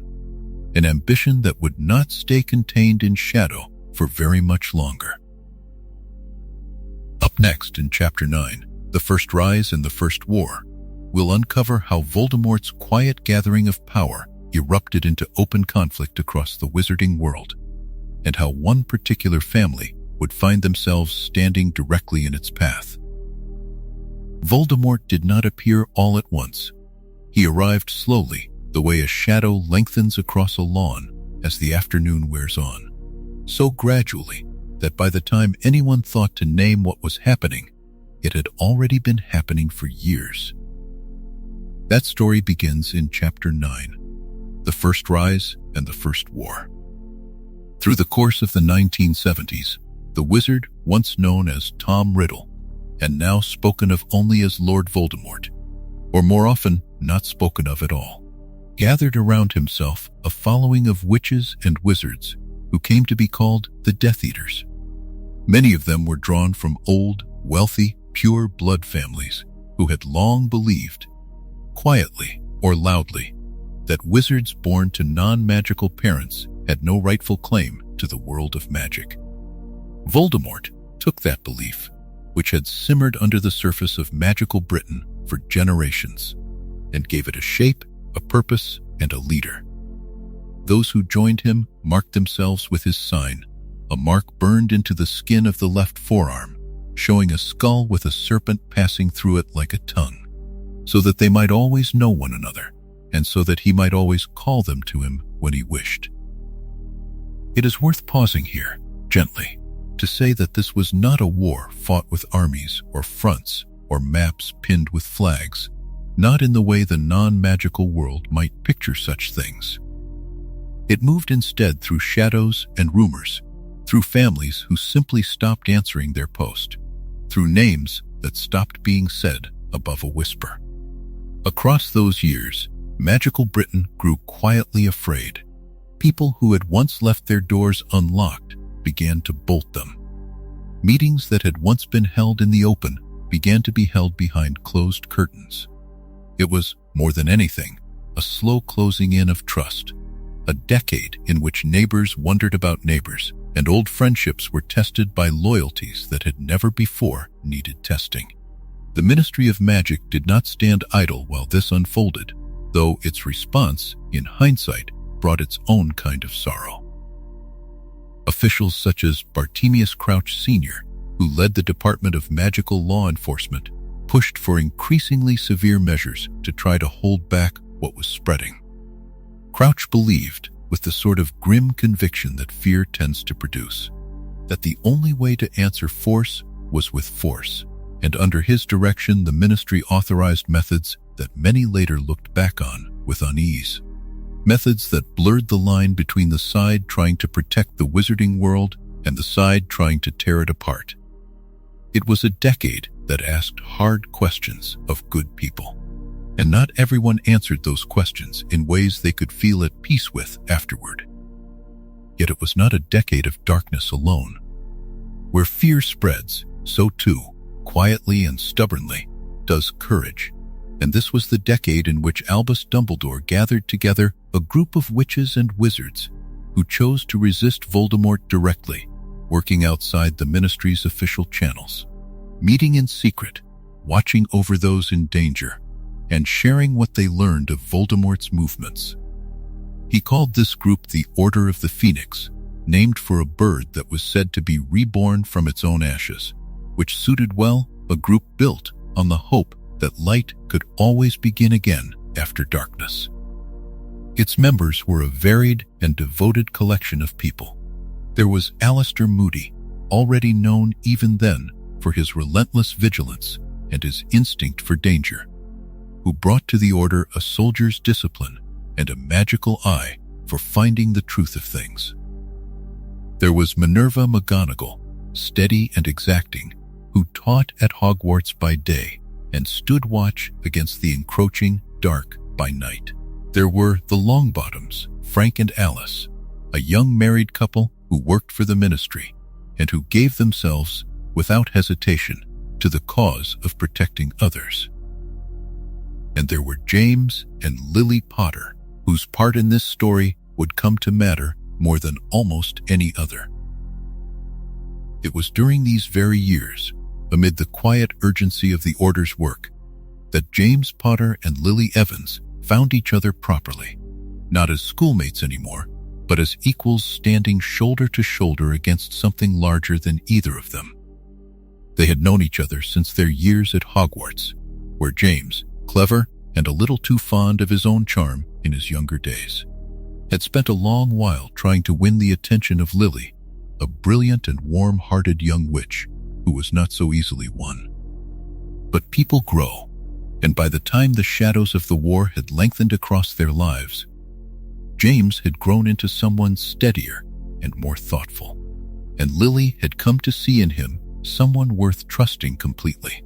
Their friendship deepened into love in the middle of all that uncertainty, which is often how it happens, that the tenderest things take root in the same soil as the hardest times. And in 1978, they were married. Two young members of the Order choosing, in the midst of a shadowed decade, to build something bright of their own. All the while, Voldemort was not only gathering followers, he was gathering power for himself as well, reaching for ways to make himself unstoppable, to guarantee that no one, however brave or however prepared, could ever bring about his end. He sought knowledge that few wizards dared to seek, and he listened, in that period, for anything that might tell him how to secure his victory once and for all. It was this hunger of his, this refusal to accept that he might ever be defeated, that would soon lead him toward a prophecy, one spoken in a dim room to very few ears, a prophecy that would reach him only in fragments, and that would set in motion the events that changed everything for the Potters, for the Order, and for the whole of the wizarding world. For now, though, let the mind rest on the gentler part of this decade, on two young people finding love while the world around them grew uncertain, on a group of ordinary witches and wizards choosing bravery quietly, night after night, simply because it needed doing. Let the darkness of that first war stay at the edges, a distant weather system rather than a storm overhead, while hope, small and stubborn, kept finding ways to grow. Up next in Chapter 10, The Potters and the Prophecy, we will uncover how a few overheard lines spoken in a small room above a village pub set Voldemort on a path toward the Potter's door, and how love, courage, and an impossible choice would soon change the shape of the entire wizarding world. James Potter and Lily Evans had first come to know each other within the walls of Hogwarts, sorted as children into the same house of scarlet and gold, though for many of their early years at the school there had been little sign of the tenderness that would one day define them. James had grown up the cherished only son of an old and comfortable wizarding family, and as a boy he carried that comfort the way some boys carry too much confidence, swaggering through the corridors with a talent for trouble and a fondness for being admired. Lily, born to two loving parents who carried no magic in their blood at all, had arrived at Hogwarts as one of the many Muggle-born students who discovered, quite suddenly, that the strange things which had followed her all through childhood had a name and a home. She was clever and warm and utterly unimpressed by the arrogance that James wore so easily in those years, and for a long while she made her lack of interest in him extremely clear. But children grow, sometimes slowly and sometimes all at once, and by the time their school years were drawing to their close, something in James had settled, and something in Lily had softened, and the friction that once sat between them had quietly become something else. Those who remembered them from that final year at Hogwarts spoke of two people who had simply grown into each other. The boy's carelessness worn away into something steadier, the girl's guardedness easing into trust, until what remained between them looked very much like love. When the shadow of Lord Voldemort lengthened across the wizarding world, both of them chose, without much hesitation, to place themselves against it, joining the secret resistance that Albus Dumbledore had gathered under the name of the Order of the Phoenix. It was there, among people bound together by shared danger and shared purpose, that their bond deepened further still. And it was not long after leaving school that James and Lily were married. Their son, Harry James Potter, was born on the 31st of July, 1980, into a world that was, even then, growing darker by the season. He arrived as a small and ordinary miracle to two young parents who loved him fiercely from his very first breath, unaware in that first quiet joy of how tightly his fate had already become bound to forces far beyond the nursery in which he slept. For it was in the year of his birth, though before he had yet come into the world, that a prophecy had been spoken in a dim upstairs room of the Hog's Head Inn in the village of Hogsmeade. The room belonged to an interview, ordinary enough on its surface, in which a woman named Sybil Trelawney, seeking a teaching position at Hogwarts, sat across from Albus Dumbledore and offered little that impressed him, until, quite without warning, her voice changed into something not entirely her own, and words came out of her that seemed to belong to an older and stranger kind of knowing.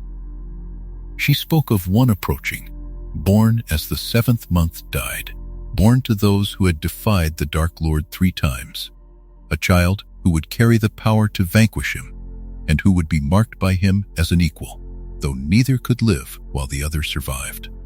Dumbledore listened to every word with the gravity such words deserved, and he might have kept them sealed within that small room forever, had it not been for the fact that the two of them were not, in the end, entirely alone. Outside the door, listening in the shadowed passage of the inn, stood a young man named Severus Snape, a Death Eater in the service of Voldemort, who caught only the first portion of what was spoken before he was discovered and turned away.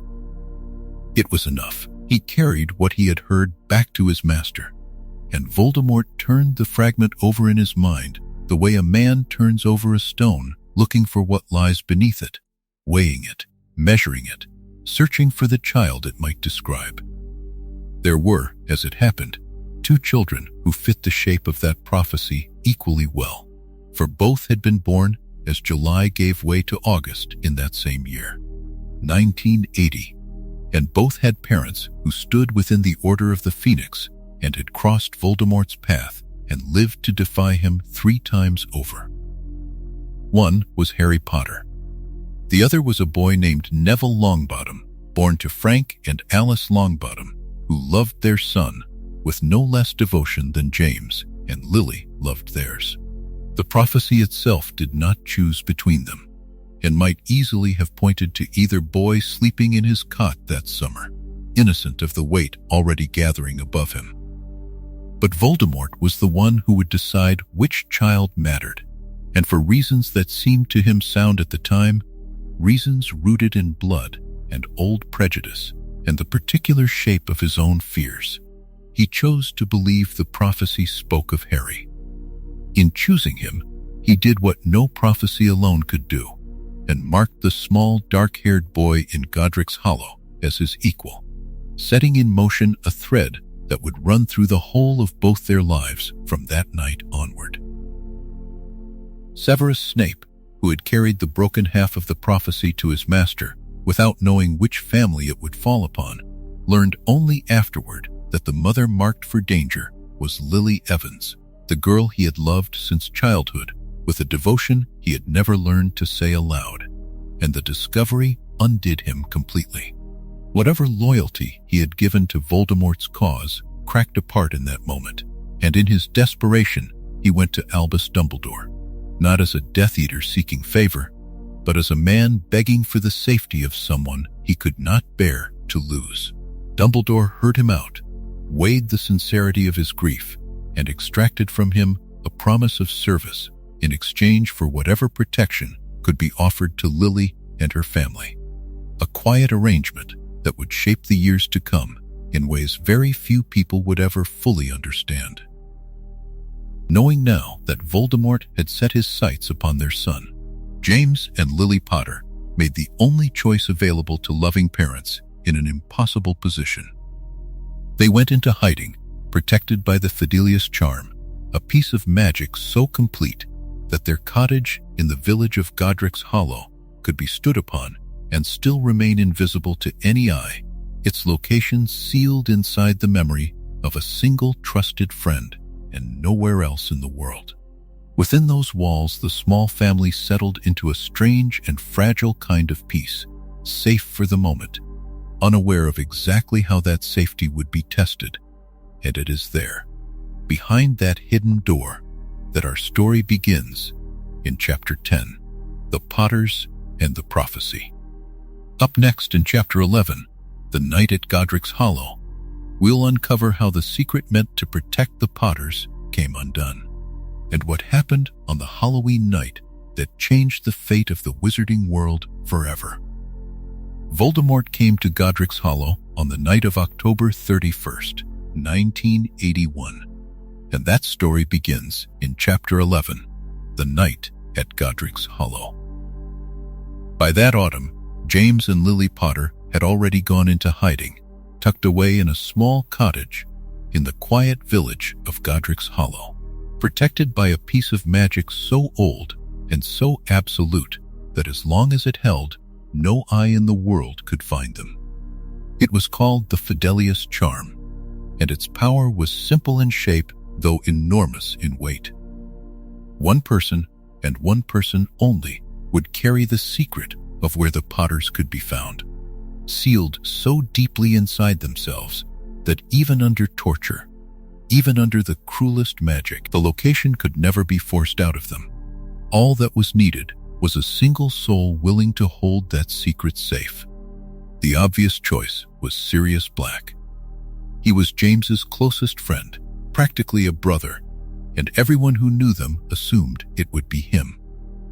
But it was Sirius himself, thinking as carefully and as lovingly as he knew how, who suggested that this very obviousness made him dangerous to trust with the role.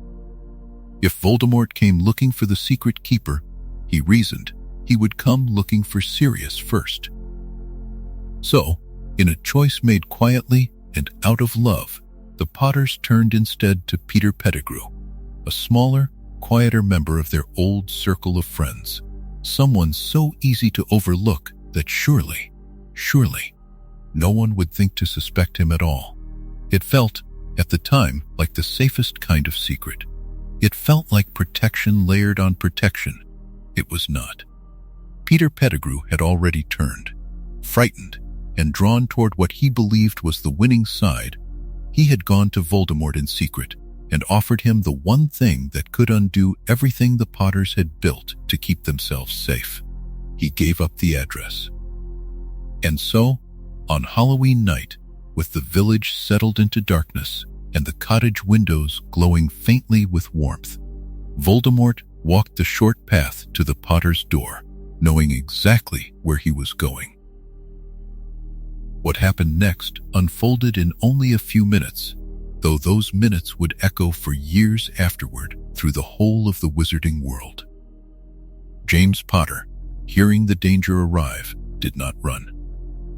He called to Lily to take Harry and go, to get as far from the door as she could, and he placed himself between his family and the thing that had come for them, wandless in some tellings, unarmed in the way that matters most, armed only with the plain and complete refusal to let his son be reached without a fight first.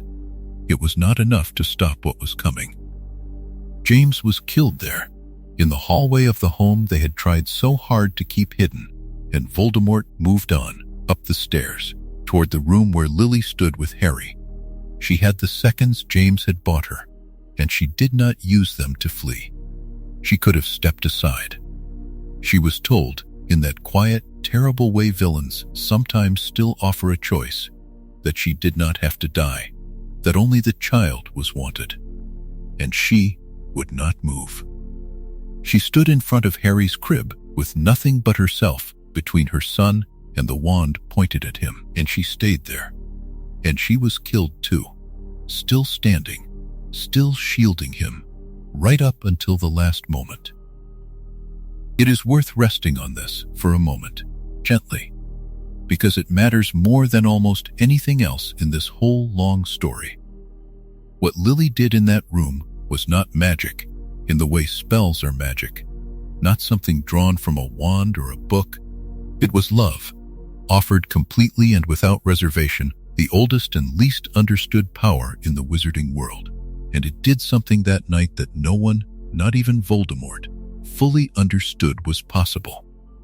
It left a kind of protection woven into Harry's very skin, invisible, ancient, and durable, in ways no one could have predicted. When Voldemort turned his wand at last on the 1-year-old boy standing alone in his crib and spoke the words of the killing curse, the curse did not do what it had always done before. It struck Harry, and it rebounded, turned back by the shield of love his mother had left behind, and it struck Voldemort instead. His body was destroyed in that instant. What remained of him, a torn and barely living fragment of the thing he had made himself into, fled the cottage as smoke and shadow, leaving almost nothing behind. The upper floor of the little house lay open to the night sky, quiet now, and in the wreckage of the nursery, impossibly, Harry Potter was still breathing, marked only by a thin cut on his forehead, shaped like a bolt of lightning.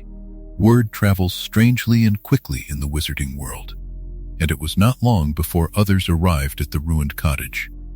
Sirius Black came first among them, drawn by dread he could not yet name, and found the home broken open and James gone. He found, too, that Hagrid had already arrived, sent by Dumbledore, and was gently gathering Harry up to carry him to safety. Sirius, in his grief, wanted to take Harry himself, wanted to hold on to some last piece of the family he had just lost. But he set that wish aside and gave Hagrid something else instead, his own flying motorbike, so that Hagrid could carry Harry safely through the night sky. Then, Sirius turned away, consumed by a grief that had nowhere gentle to go, and went looking for the one person he believed had caused all of it. He found Peter Pettigrew on a crowded street, and what followed was chaos twisted further by betrayal. Before Sirius could do anything, Pettigrew cried out for the whole street to hear, accusing Sirius of the very treachery that was his own, and then, in one swift and merciless move, cut off his own finger, detonated the street around them, and slipped down into the sewers in his animagus form, a plain gray rat, disappearing into the dark. Above ground, all that was left was wreckage, a crowd of stunned onlookers, and Sirius Black standing alone, laughing in a way that sounded nothing like joy, soon taken away to Azkaban without ever receiving a trial, blamed for a night of horror he had never caused. Far above all of that sorrow, Hagrid flew on through the cold night air, with Harry wrapped quietly in his arms, and brought him at last to Dumbledore and Professor McGonagall, who had been waiting and watching and grieving in their own quiet way. Together, the two of them made the decision that would shape everything to come. Harry would go to Privet Drive, to the house of his Aunt Petunia and Uncle Vernon Dursley, ordinary people in an ordinary town, because it was there, in a home tied by blood to Lily herself, that her protection would continue to hold, safe and unbroken, for as long as Harry called it home. So it was that, as the first gray light of morning crept over Privet Drive, a small bundle was left upon a quiet doorstep, sleeping through it all, utterly unaware of what had already been lost and what had already been survived. Up next, in Chapter 12, 10 Years in the Cupboard, we'll uncover how that sleeping child grew up in a house that never wanted him, and how the quietest, loneliest years of his life were already, without his knowing it, counting down towards something else entirely. Chapter 12, 10 Years in the Cupboard. Nearly 10 years passed after that bundle was left sleeping on the doorstep, and in all that time, Privet Drive hardly changed at all. The same tidy lawns were mowed in the same tidy stripes, the same polished cars sat in the same driveways, and behind the door of number 4, the Dursley family went on being exactly what they had always wanted to be, which was ordinary in every possible way. Vernon Dursley went off each morning to his office at a firm that made drills, a big, beefy man with hardly any neck and a very large mustache, entirely certain of his own place in the world. Petunia Dursley, thin and blonde and blessed with an unusually long neck, spent her days keeping the house spotless and peering over garden fences, gathering up the small news of the street the way other people gather stamps. And their son Dudley, round and pink and adored beyond all reason, grew up believing, because he had been taught to believe it, that he was the most important boy who had ever lived. There was, of course, one other person in that house, though visitors could have come and gone for years without ever suspecting it. Harry slept in the cupboard under the stairs, a small slanted space just big enough for a thin mattress, a bare bulb on a string, and a boy who did not take up very much room. He shared it with a few spiders, which he did not especially mind, and he woke most mornings to his aunt rapping on the door and the thunder of Dudley's feet pounding down the staircase above his head, shaking loose a fine rain of dust onto his blanket. It was not a kind way to grow up, but Harry did not know enough of any other life to measure his own against it. The cupboard was simply where he lived, the way the sky was simply where the weather happened. He knew almost nothing about himself, because the Dursleys had decided long ago that he should know almost nothing. He had been told that his parents died in a car crash, that the crash was where the thin scar on his forehead came from, and that he was not, under any circumstances, to ask questions. Asking questions was the one rule of the house that mattered more than all the others put together. There were no photographs of his mother or father anywhere in the house, no stories told about them, not even their names spoken aloud if it could possibly be helped. The mantelpiece instead held picture after picture of Dudley, an entire museum of one boy, with no sign at all that another boy lived there too. The difference between the two children ran through every part of daily life. Dudley had 2 bedrooms, one to sleep in and one to hold all the toys he had broken or abandoned, and his birthdays arrived each year with mountains of presents that were carefully counted, because Dudley always counted them and always demanded more than the year before. Harry wore Dudley's old clothes, which hung off him like sails on a small mast, since Dudley was about 4 times bigger than he was, and he wore round glasses held together at the bridge with tape, because Dudley enjoyed aiming punches at his nose. He was small and skinny for his age, with knobbly knees, untidy black hair that refused every comb ever brought against it, and bright green eyes, and the only thing about his appearance he had ever really liked was that thin, lightning-shaped scar. And yet, all through those years, strange things kept happening around Harry Potter. Small, impossible things that arrived without warning and could never quite be explained away. Once, driven past patience by that untidy hair, Aunt Petunia took a pair of kitchen scissors and cut it nearly all off, leaving only the fringe to hide the scar. And Harry went to bed dreading the laughter waiting for him at school. But when morning came, his hair had grown back completely, every strand exactly as it had been, as though the scissors had never touched him at all. He was punished for it, of course, though he could not have explained to anyone, least of all himself, how he was supposed to have done it. Another time, Aunt Petunia tried to force him into a revolting old sweater of Dudley's, brown with orange puffballs, and the harder she tried to pull it down over his head, the smaller the sweater seemed to become, shrinking and shrinking until it might have fitted a doll, and she gave up at last, deciding out loud that it must have shrunk in the wash. And once, running from Dudley's gang at school, Harry made a leap for the big trash cans outside the kitchen doors and found himself, somehow, sitting on the chimney instead, high on the school roof with no memory of climbing, blinking down at the astonished playground below. The wind must have caught him mid-jump, he supposed. Nobody else supposed anything of the kind. The strangest day of all came on Dudley's 11th birthday, when the usual babysitting arrangement fell through, and the Dursleys, having no other choice, brought Harry along to the zoo. For most of the morning, it was the best day of his life so far, And then, in the cool shade of the reptile house, it became something far more remarkable.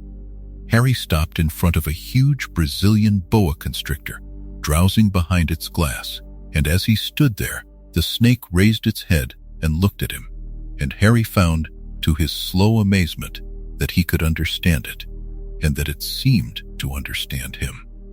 They shared a moment of sympathy, one bored and cooped-up creature to another. And then, Dudley came barreling over, shoving Harry aside to press against the glass, and in the next heartbeat, the glass simply was not there anymore. It had vanished entirely. Dudley toppled forward toward the water.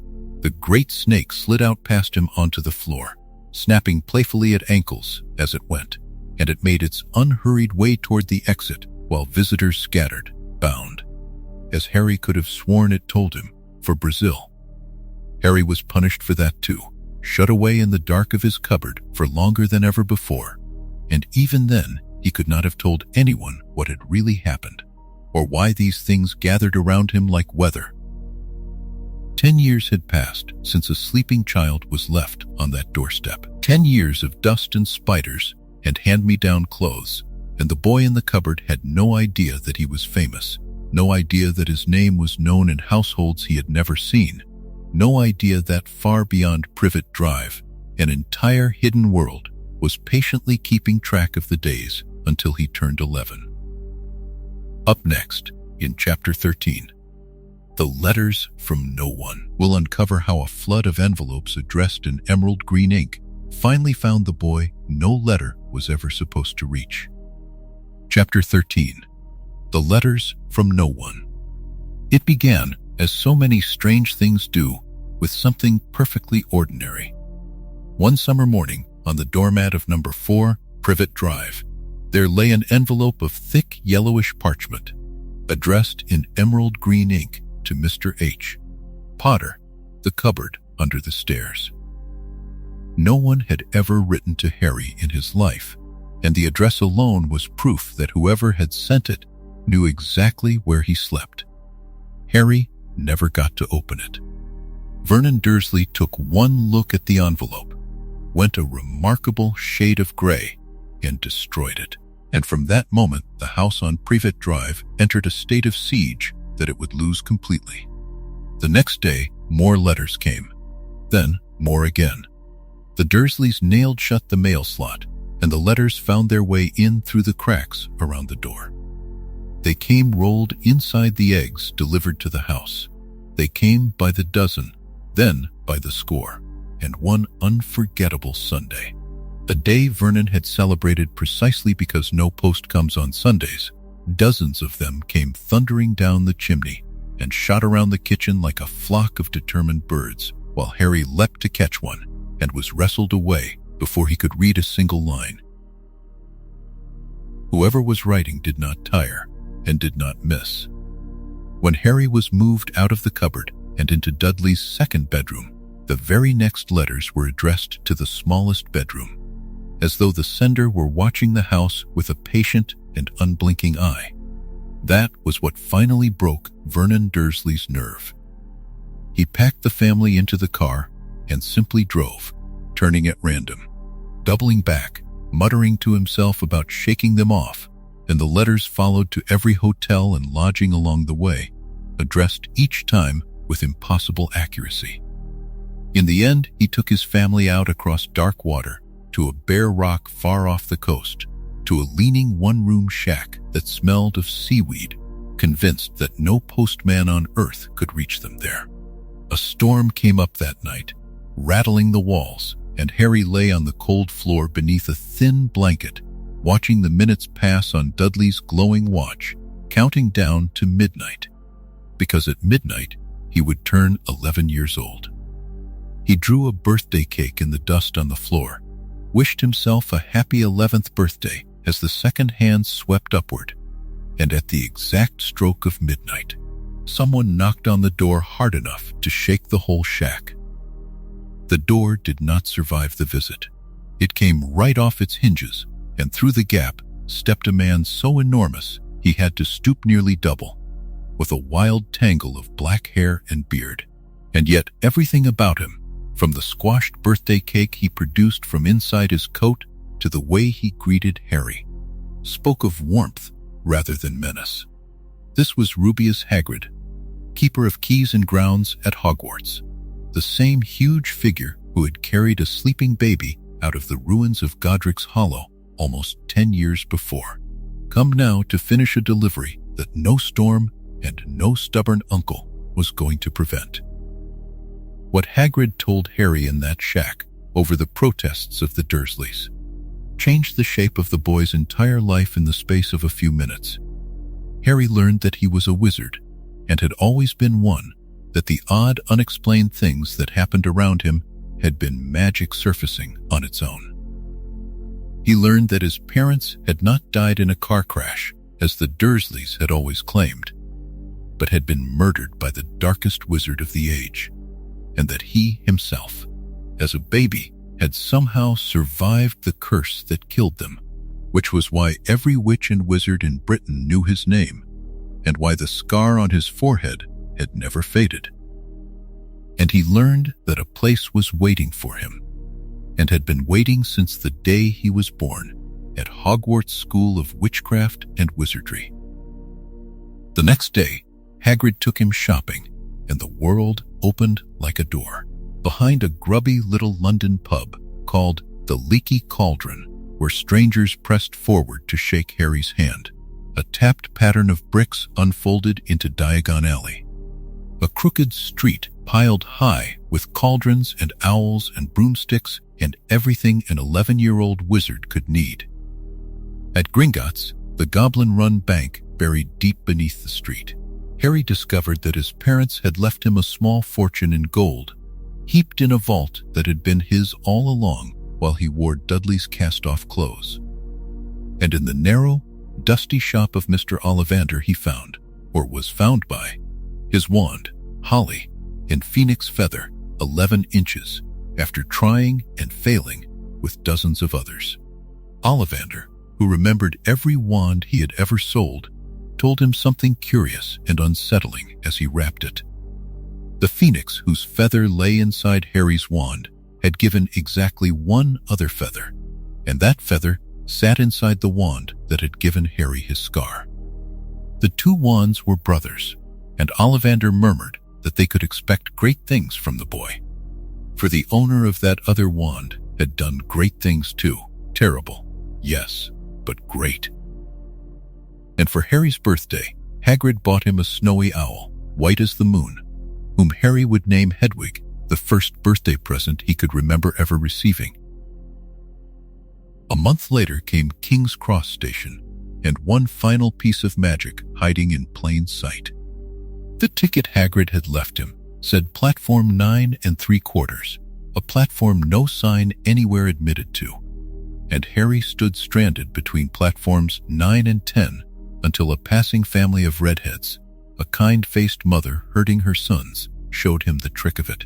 One simply walked straight at the solid barrier between the platforms and passed through it as though it were mist, and on the other side waited a scarlet steam engine called the Hogwarts Express, wreathed in smoke and surrounded by owls and trunks and families saying goodbye.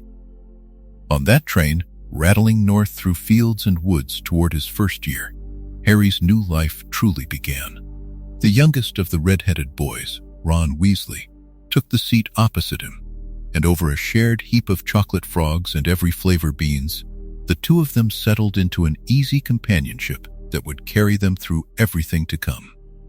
And partway through the journey, a bushy-haired girl named Hermione Granger appeared at the compartment door, searching for a lost toad on behalf of a boy called Neville, already talking at speed about the spells she had practiced and the books she had read cover to cover. None of the three could have guessed, as the light faded and the mountains rose outside the windows, that the girl in the doorway would become the third corner of a friendship the whole wizarding world would one day know by heart. Up next in Chapter 14, A Castle Full of Wonders, we'll uncover how the first years crossed the Black Lake and saw the lights of Hogwarts rise against the night sky for the very first time. Chapter 14. a castle full of wonders. The boats slid across the black water of the lake, and when the first years lifted their eyes, Hogwarts rose above them for the very first time.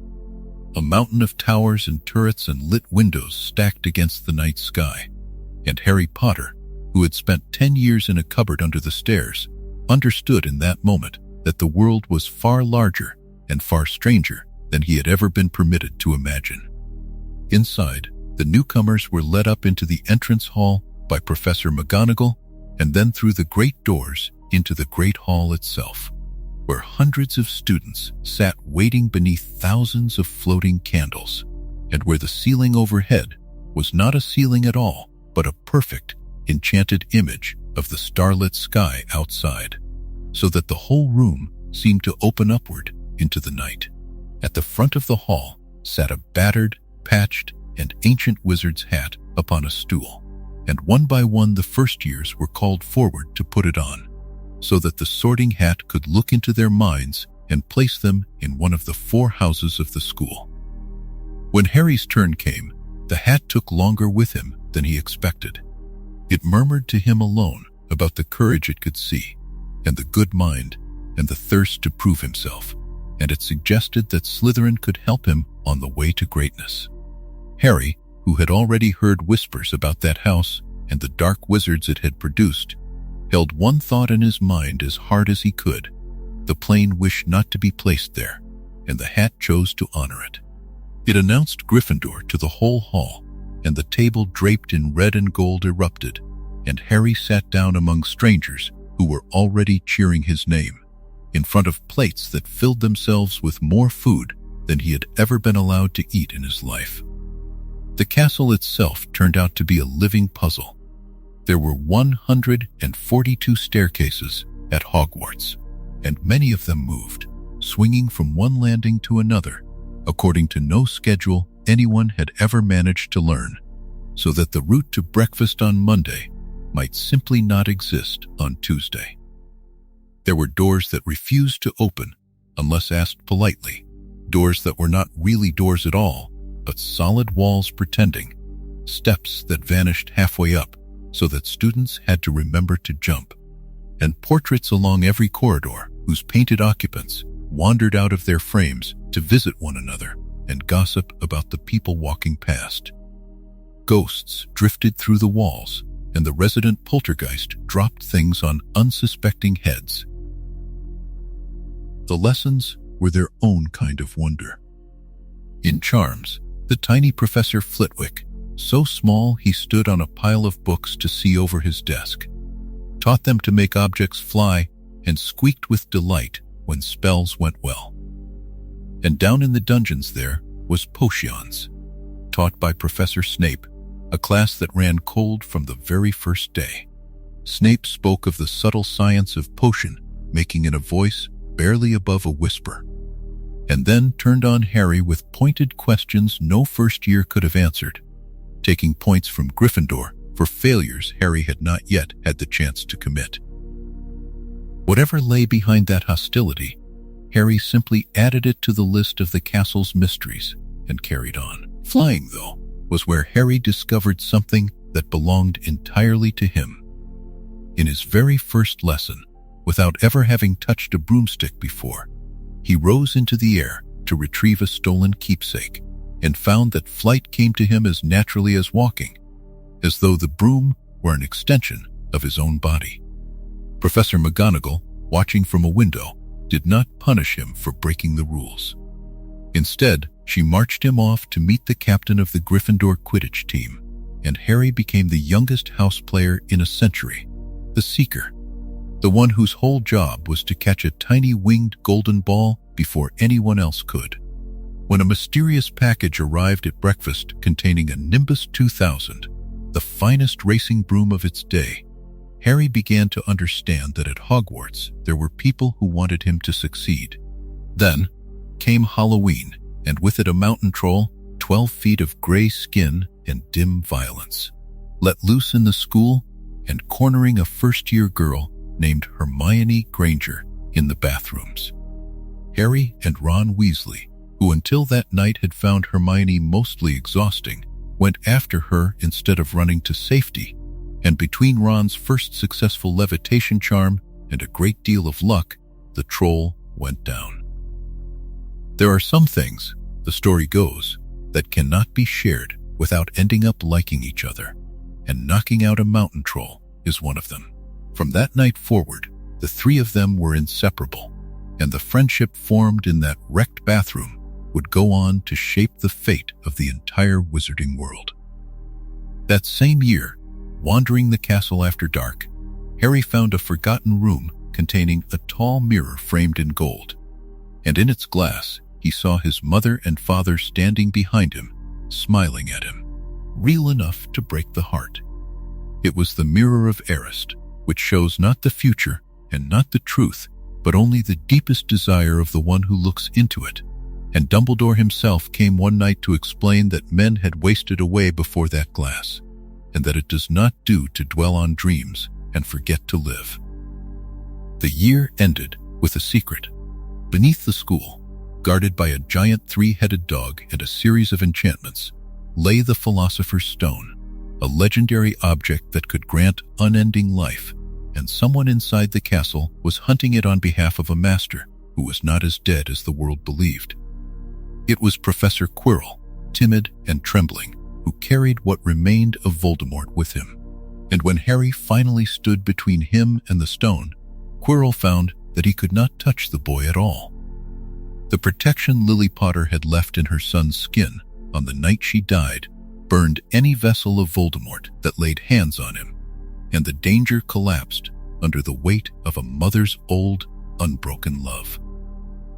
Harry woke in the hospital wing to sunlight, sweets, and Dumbledore's patient explanations, and when the term ended and the train carried him back toward Privet Drive, he already knew what he had really found that year.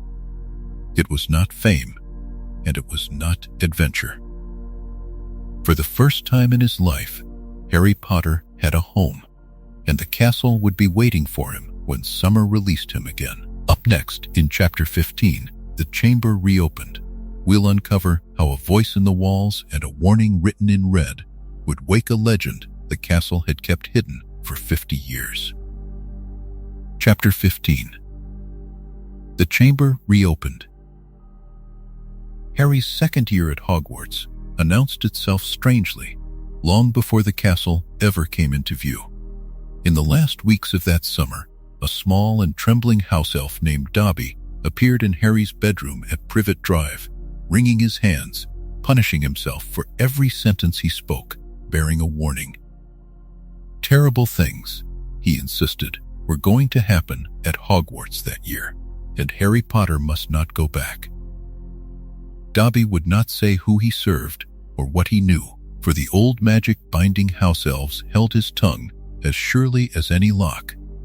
But his fear was real, and he did desperate things to keep Harry away. He intercepted letters so that Harry would believe his friends had forgotten him. He ruined a dinner party to get Harry in trouble, and when none of that worked, he sealed the barrier at King's Cross so that Harry and Ron could not reach the Hogwarts Express at all, which is how two 12-year-old boys came to fly an enchanted car across the length of Britain. Ron's father had bewitched an old Ford Anglia to fly, and the boys, stranded and out of ideas, took it into the sky and followed the scarlet steam of the train north for hours, over fields and rivers and sleeping towns, until the car, exhausted and offended, delivered them into the branches of the Whomping Willow and rattled off into the Forbidden Forest to live wild among the trees. It was a spectacular way to arrive, but it was only the overture. The real story of that year was waiting inside the walls. It began with a voice. Harry heard it first during a detention, a cold murmuring that seemed to slide through the stones themselves, speaking of hunger, of ripping and tearing and killing, a voice that no one else could hear. On the night of Halloween, the school found words painted on a corridor wall announcing that the Chamber of Secrets had been opened and that the enemies of the air should beware. And beneath the message hung the caretaker's cat, rigid as a statue, not dead but petrified, frozen between life and death. You may remember, from earlier in this timeline, the legend of that chamber. 1,000 years before, Salazar Slytherin had left the school in bitterness, and the old stories said he had hidden a sealed room somewhere in the castle, waiting until his true heir returned to unleash the horror within. 50 years before Harry's time, the chamber had been opened once already. A girl had died, and a young student named Rubeus Hagrid had been blamed and expelled for it. His wand snapped, his future rewritten. Now, it seemed, the cycle had begun again. Through the winter, the petrifications continued. A first-year student with a camera.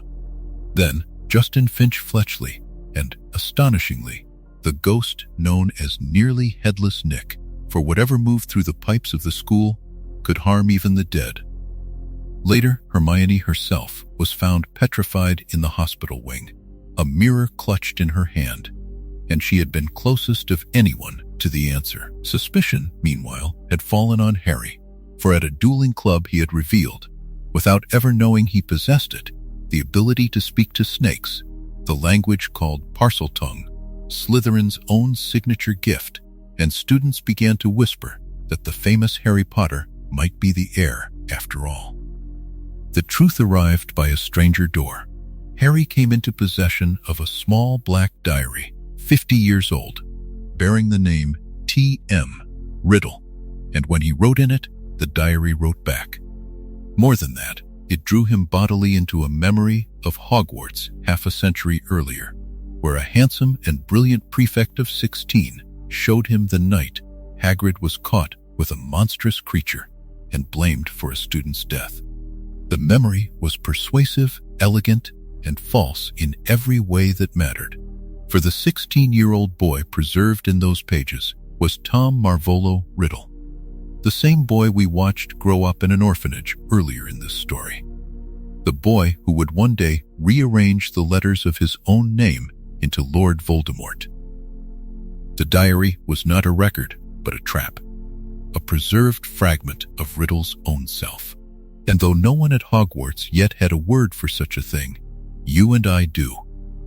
It was a Horcrux, the first he ever made. All that year, the diary had been working through someone else. Ginny Weasley, Ron's small red-haired sister, in her very first year at school, had been pouring her loneliness into its pages. And the memory of Tom Riddle had been pouring himself back into her, borrowing her hands to open the chamber, borrowing her voice to command the creature within, and she understood none of it until far too late. Near the end of the year, new words on the wall declared that her skeleton would lie in the chamber forever. Ginny had been taken below. Harry and Ron found the entrance in the bathroom, where a ghost named Moaning Myrtle had died 50 years before, hidden beneath a sink marked with a tiny carved snake, and it opened for Harry's Parseltongue as it would have opened for Slytherin's own heir. Down he went, far beneath the castle, through tunnels of old bone and shed snakeskin, into the long dim hall of the chamber itself, where Ginny lay pale and barely breathing, and the memory of Tom Riddle, grown almost solid on her stolen life, stood waiting with Harry's wand in his hand. What saved Harry in that deep place was loyalty. His declaration that Dumbledore was the greatest headmaster Hogwarts had known summoned Fawkes the Phoenix down through the darkness, carrying the school sorting hat, and when Riddle loosed the monster of the chamber, a basilisk the length of the hall, a serpent whose direct gaze meant death, Fawkes blinded the great eyes with his talons, while Harry drew from the depths of the hat a silver sword set with rubies, the sword of Godric Gryffindor. He drove it through the roof of the basilisk's mouth as it struck, and a fang pierced his arm in the same moment, filling him with venom that only the healing tears of a phoenix could undo. Then, guided by an instinct he could not have explained, Harry took that broken fang and stabbed it through the heart of the diary itself. Ink poured out like blood. The memory of Tom Riddle tore apart and vanished, and Ginny woke, whole and unharmed. Without any of them knowing it, a 12-year-old boy had just destroyed the first Horcrux, the first of the 7 anchors holding Voldemort to the world. The school healed. The petrified students were revived. Hagrid returned with his name cleared at last, and Dobby freed from his cruel masters by a trick with a sock, wept with joy instead of fear. Up next, in Chapter 16, Shadows from Azkaban, we'll uncover how the escape of a single prisoner would bring dementors to the school gates and hand Harry the first true piece of his family's story. Chapter 16. Shadows from Azkaban. Harry's 3rd year at Hogwarts began with news that had unsettled the whole of the wizarding world before he had even boarded the train. Sirius Black, the man everyone believed had betrayed James and Lily Potter to Voldemort, had done what no prisoner had ever managed in all the long history of Azkaban. He had escaped. After 12 years in Azkaban, 12 years inside a fortress set on an island in a cold northern sea, he had simply slipped away, and the Ministry of Magic felt certain it knew where he was going. He was coming, they believed, for Harry Potter. And so the school year opened under a watch unlike any other. The guards of Azkaban themselves, the Dementors, were posted around the borders of Hogwarts, tall hooded figures that glided rather than walked, drawing the warmth out of the air wherever they passed. It is worth saying plainly what a Dementor is, because, named and understood, they lose a little of their power. They do not hunt the body. They feed on happiness and on memory, leaving a person alone for a time with their saddest thoughts, and then they drift onward. They cannot be reasoned with, but they can be resisted, and learning to resist them would become one of the most important lessons of Harry's year. When one of them swept into his compartment on the train, Harry, who carried more grief in his memory than most boys his age, fainted where he sat, and woke to find a shabby, kind-faced man pressing chocolate into his hand, which is, as every healer knows, the honest remedy for a Dementor's chill. That man was Remus Lupin, the new professor of defense against the dark arts, and he would prove to be the finest teacher Harry ever had in the subject. It was Lupin who, over patient private lessons in an empty classroom, taught Harry the charm that turns a Dementor aside, the Patronus charm. A spell powered not by anger or fear, but by a single happy memory held firmly in the mind. Cast well, it takes the form of a shining silver guardian, an animal of light that stands between the caster and despair, and grew, month by month, into something with shape and strength, and the growing of it was itself a kind of healing. That same year, a remarkable object found its way into Harry's hands. The Weasley twins, Fred and George, passed him a worn square of parchment they had liberated long ago from a filing cabinet in the caretaker's office. Touched with a wand and the right words, it bloomed into the Marauders map, a complete plan of Hogwarts on which every person in the castle appeared as a tiny moving dot, no one hidden, no passage left out. Across its top ran a proud inscription crediting its makers, 4 friends who had signed themselves Moony, Wormtail, Padfoot, and Prongs. Harry could not have known, when he first unfolded it, that he was holding his own inheritance, for those 4 mapmakers had been his father's generation. Moony was Remus Lupin himself, who had come to Hogwarts as a boy carrying the secret of being a werewolf, transforming painfully at every full moon in a shack beyond the village of Hogsmeade, a building whose howls earned it the name of the Shrieking Shack. Prongs was James Potter, Padfoot was Sirius Black, and Wormtail was Peter Pettigrew. And the 3 of them, upon discovering their friend's condition, had done something extraordinary rather than abandon him. In secret, Over years of effort, they taught themselves to become animagi, wizards able to take animal form at will. James became a great antlered stag, Sirius an enormous black dog, Peter a small rat, and in those shapes they kept Lupin company through his transformations, roaming the grounds together on moonlit nights. 4 friends bound so closely that it seemed nothing could come between them. But the reader of this long story already knows what came between them. And that year, in the Shrieking Shack itself, the truth finally surfaced.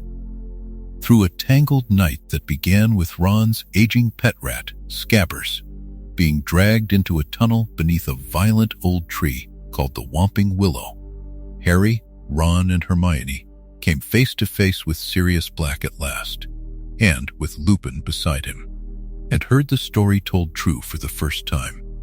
Scabbers was no rat. He was Peter Pettigrew, alive all these years, hiding in his animal form since the night he betrayed the Potters, framed Sirius, and faked his own death in a crowded street. Sirius had spent 12 years imprisoned for his friend's crime and had escaped not to harm Harry but to protect him, having recognized the rat in a newspaper photograph resting on a Weasley boy's shoulder at Hogwarts. In the space of a single hour, Harry lost the man he had feared all year and gained a godfather, one who offered him, once his name was cleared, a home. It was not to be so simple. That very night the full moon rose, Lupin transformed, and in the confusion, Pettigrew slipped back into his rat shape and vanished into the dark, taking with him the proof of Sirius's innocence. Worse followed. Dementors in their hundreds descended on Sirius and Harry at the edge of the lake, and as the cold closed in, Harry saw, across the water, a blazing silver stag charge through the swarm and scatter it, cast by a figure he could not quite make out. What saved that night, in the end, was time itself. Hermione had spent the whole year carrying a tiny hourglass called a time turner, issued to her so she could attend overlapping classes, and at a word of guidance from Dumbledore, she and Harry turned it 3 times and stepped back into the evening they had just lived. Moving carefully behind the scenes of their own recent past, they freed Buckbeak, a proud hippogriff of Hagrid's, who had been unjustly sentenced to death for scratching Draco Malfoy, and they waited by the lake as the Dementors gathered. And there, Harry understood the figure he had seen across the water. It had been himself. Knowing he had already done it, he stepped forward and cast the strongest Patronus of his life, and the great silver stag, his father's own form returned as light, drove every Dementor from the shore. When the rescued hour was over, Buckbeak carried Sirius up from a locked tower window and away into the night sky. An innocent man, free but not cleared, obliged to live in hiding. Writing to Harry from far away, Harry ended the year without the home he had been promised, yet richer than he had ever been. For somewhere out in the world was a godfather who loved him, proof that his parents' friends had not all been lost. Up next in Chapter 17, The Return of a Dark Wizard, we'll uncover how a tournament meant to celebrate friendship between schools would end in a graveyard at Little Hangleton. Chapter 17. The Return of a Dark Wizard. Harry's 4th year began not at Hogwarts, but under the open summer sky, at the Quidditch World Cup, an event so enormous that wizards from every corner of the earth gathered in a hidden valley to watch Ireland and Bulgaria play beneath the stars. For one long, wonderful evening, the wizarding world felt like a festival, full of color and noise, and 100,000 people who loved the same game. And then, in the small hours after the match, the mood turned. Figures in masks moved through the campsite, tormenting a Muggle family for sport, and above the chaos, for the first time in 13 years, someone cast the dark mark into the sky, the skull and serpent that had once been the sign of Voldemort at the height of his power. The mark itself hurt no one, but the sight of it glowing green over the tents, sent a shiver through everyone old enough to remember what it used to mean, and it hung there like a warning that something long dormant was beginning to wake.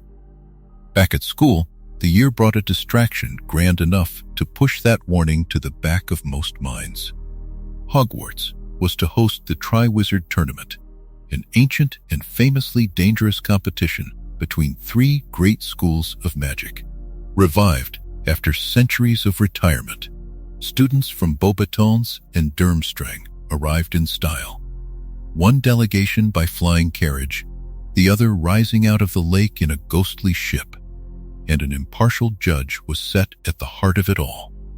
The Goblet of Fire, an old wooden cup filled with dancing blue flames, which would choose one champion from each school and bind that champion to compete by magical contract. The goblet chose Fleur Delacour for Beauxbatons, Victor Krumm for Durmstrang, and Cedric Diggory, a kind and well-liked seventh year, for Hogwarts. And then, when the choosing should have been finished, the flames turned red one more time and spat out a fourth name. It was Harry Potter, 3 years too young, who had never entered, and who stood in the stunned silence of anyone, including himself. The contract could not be undone. Somebody had placed his name in that cup with great skill and unknown purpose, and whether he wished it or not, Harry would compete. The first task set the champions against dragons. Harry drew the worst of them, a Hungarian horntail, a spiked and furious mother guarding a clutch of eggs, and he faced her with the one thing he truly trusted, his broomstick, summoning it from the castle and outflying her in a display of nerve that won over even his doubters. The second task took him down into the black waters of the lake, where the merpeople held the people each champion would miss most, and where Harry, breathing underwater by the strange effects of gillyweed, refused to leave anyone behind, waiting at the bottom until the others were safe, a choice that cost him time and earned him honor. The third and final task was a maze, grown from towering hedges on the old Quidditch pitch, filled with enchanted obstacles and creatures, with the Triwizard Cup waiting at its center for whoever reached it first. Deep in that maze, after helping each other through its dangers, Harry and Cedric arrived at the cup together. And in a moment that said everything about both of them, they agreed to take it at the same time and share the victory for Hogwarts. They each took hold of a handle, and the cup, which someone had secretly transformed into a portkey, pulled them both away from the maze, away from the school, and set them down in a place neither of them knew. An old graveyard in a village called Little Hangleton, far from any help. What happened there unfolded with terrible efficiency. A voice ordered the spare to be killed, and Cedric Diggory, who had done nothing but be decent and brave, fell where he stood. Harry, bound and helpless against a headstone, could only watch as the ritual he had been brought there for began. Into a great stone cauldron went a bone, taken from the grave of Voldemort's father, unknowingly given. Into it went the hand of the servant, Wormtail, willingly sacrificed from his own arm. And into it went blood taken from Harry himself, the enemy, forcibly given. When the surface of the cauldron stilled, the thing that had survived for 13 years as less than a ghost rose out of it, wearing a body once more. Lord Voldemort stood in the graveyard, whole again, and pressed a finger to the dark mark on his servant's arm. And one by one his old followers appeared around him in a circle, answering a summons they had perhaps hoped would never come. Voldemort meant the night to end with Harry's death, staged as a duel so he could prove to his followers that the boy who had once broken him held no special power at all. But when the two of them cast their spells at each other, something happened that Voldemort had never planned for. Their wands shared a core twin feathers from the same phoenix, and rather than fight one another, the wands connected, joining the two of them in a cage of golden light. Out of Voldemort's wand, in reverse order, came shimmering echoes of the spells it had cast, and among them, impossible and unforgettable, came the forms of the people it had killed. Cedric appeared. An old Muggle caretaker appeared. And then came Lily Potter, and then James, shadows of his parents standing beside their son one more time, speaking to him with the steadiness of people who had already given everything for him once. They told him, in those borrowed moments, what he needed to do, and when the connection broke, their echoes lingered just long enough to shield him as he ran. Harry reached Cedric's body, kept a promise no one had heard him make, seized the portkey, and was gone, landing on the grass at the edge of the maze, with the cup in one hand and Cedric in the other, in front of a crowd that took a long moment to understand that the cheering had to stop. What followed that night, the unmasking of the false teacher who had guided Harry toward the cup all year, the grief of the Diggory family, the long conversation in Dumbledore's office, belongs to its own telling. But before the school year ended, Dumbledore stood before the students and told them the truth plainly, that Cedric Diggory had been murdered, and that Lord Voldemort had returned. He said it knowing the ministry would deny it, and knowing many parents would wish he had stayed silent, because he believed the students deserved truth over comfort, and because a soothing lie would protect no one from what was coming. Up next in Chapter 18, The Ministry Denies, we'll uncover how the wizarding world chose comfort over truth, and how a secret army learned to defend itself in a hidden room. Chapter 18. The Ministry Denies. In the weeks that followed the graveyard, the wizarding world was offered two versions of the truth, and it chose the one that let it sleep at night.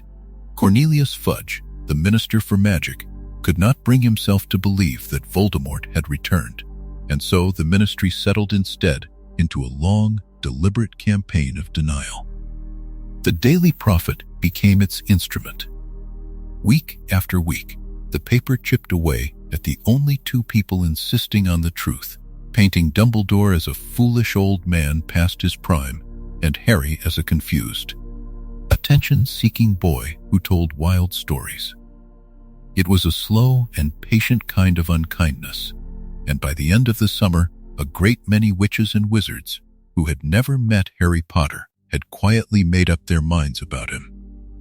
Dumbledore, however, had not waited for permission to act. Within an hour of Voldemort's return, he had begun reassembling the Order of the Phoenix, the secret society that had opposed the Dark Lord in the First War, and its members gathered now in the ancestral house of the Black family at number 12, Grimmauld Place in London. It was a gloomy old townhouse, invisible between its Muggle neighbors, full of dusty curtains and muttering portraits, and it belonged to Sirius Black, who offered it to the Order and then found himself confined to it, too recognizable to risk outside. For Harry, who spent part of that summer there, the house meant evenings at a long kitchen table with the Weasleys and Hermione and his godfather, a taste of the family he might have had. At Hogwarts, the ministry's denial took human form. Her name was Dolores Umbridge, a senior ministry official installed as the new defense against the dark arts teacher, a short woman fond of pink cardigans, kitten plates, and a small girlish cough that preceded her most unpleasant announcements. Under her instruction, students read theory from a textbook and never once practiced a defensive spell, because to the ministry, a school training its students to defend themselves looked uncomfortably like a school preparing for war. When Harry told his classmates the truth about Cedric Diggory, she gave him detentions that left words scarred into the back of his hand by a cruel enchanted quill. And week by week, her power grew. She was named High Inquisitor, then Headmistress, and educational decrees climbed the walls in neat framed rows, and turning the castle, decree by decree, into a place ruled by fear of parchment. So the students built something of their own. In secret, guided by Hermione's planning and Harry's experience, more than 24 of them began meeting in the Room of Requirement, that miraculous space on the 7th floor, which becomes whatever its seekers need, and which now became a training hall lined with cushions and dark detectors. They called themselves Dumbledore's Army, half as a joke at the Ministry's expense, and there Harry taught them what no classroom would: how to disarm, how to shield, how to stun, and eventually how to summon a Patronus. Students who had believed themselves ordinary watched silver light bloom from their own wands, and the simple confidence of young people learning together came back to life in a hidden room. But all through that year, something else was growing too. Night after night, Harry dreamed of a long, windowless corridor ending in a plain black door, the entrance to the Department of Mysteries, deep beneath the Ministry of Magic. The connection between his mind and Voldemort's, forged the night the curse rebounded, had widened since the graveyard, and it worked in both directions. Once it saved a life, when Harry witnessed an attack on Arthur Weasley through the eyes of the serpent that struck him, and his warning brought help in time. Yet the lessons meant to teach Harry to close his mind never truly took hold. Voldemort, patient as winter, learned of the connection and turned it into a weapon. Near the end of the year, he planted a false vision in Harry's mind, an image of Sirius held captive and suffering in the Department of Mysteries, and Harry, who loved his godfather more than his own safety, believed it. With 5 friends beside him, Ron, Hermione, Ginny, Neville, and Luna, he flew to London on the backs of Thestrals, the winged skeletal horses visible only to those who have seen death, and the 6 of them walked through the visitors' entrance of a deserted ministry and down into the dark. Sirius was not there. What waited instead, in a chamber filled with shelf upon shelf of glowing glass spheres, was a trap. One sphere bore Harry's name, a record of the prophecy spoken before his birth, which only he or Voldemort could lift from its shelf, and the moment his fingers closed around it, Death Eaters stepped out of the shadows.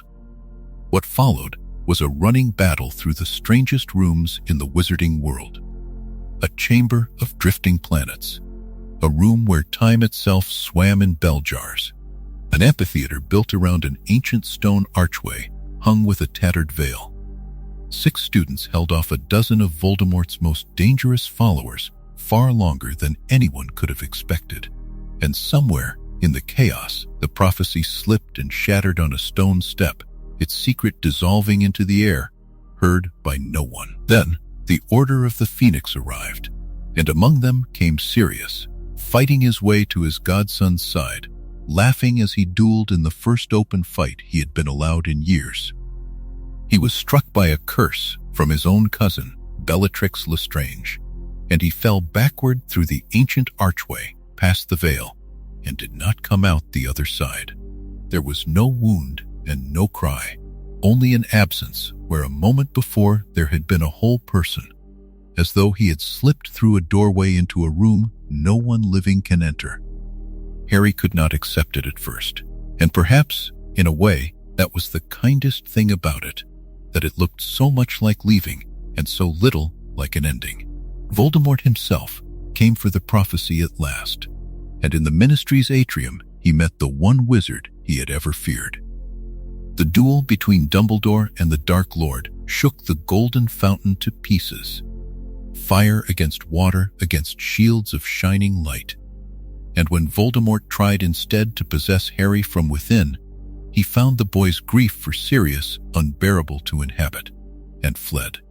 He lingered a heartbeat too long.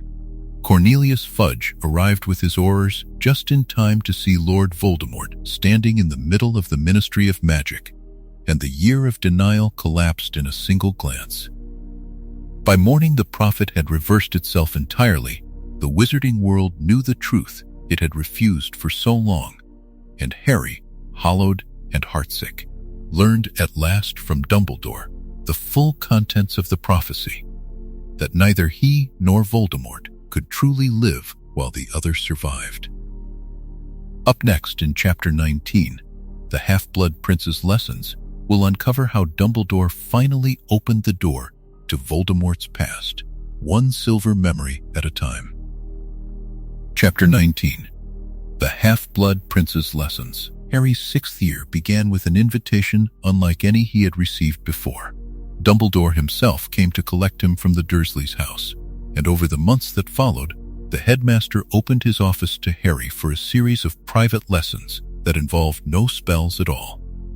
Instead, the two of them bent together over the pensieve, that shallow stone basin filled with swirling silver memory, and journeyed into the past of the boy who had become Lord Voldemort, an education built on the belief that to defeat an enemy one must first understand him.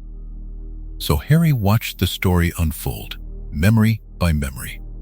He saw a bleak London orphanage and a solemn, self-contained child named Tom Riddle, a boy who had never known his parents, and who collected small trophies from the children he frightened, keeping them hidden like a magpie's hoard.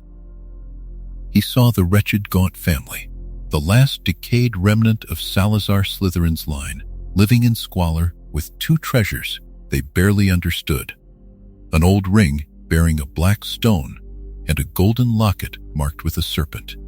He saw how Tom Riddle grew into a brilliant, charming student at Hogwarts, and how beneath that polish he was already asking questions no student should have wanted answered. One memory, however, arrived damaged. It belonged to Horace Slughorn, the genial old potions master whom Dumbledore had coaxed out of retirement that very year, and it concerned a conversation Slughorn had once had with the young Tom Riddle about a piece of magic so dark that most books refused to name it. Slughorn had tampered with his own recollection out of shame, and Dumbledore set Harry the task of recovering the true version.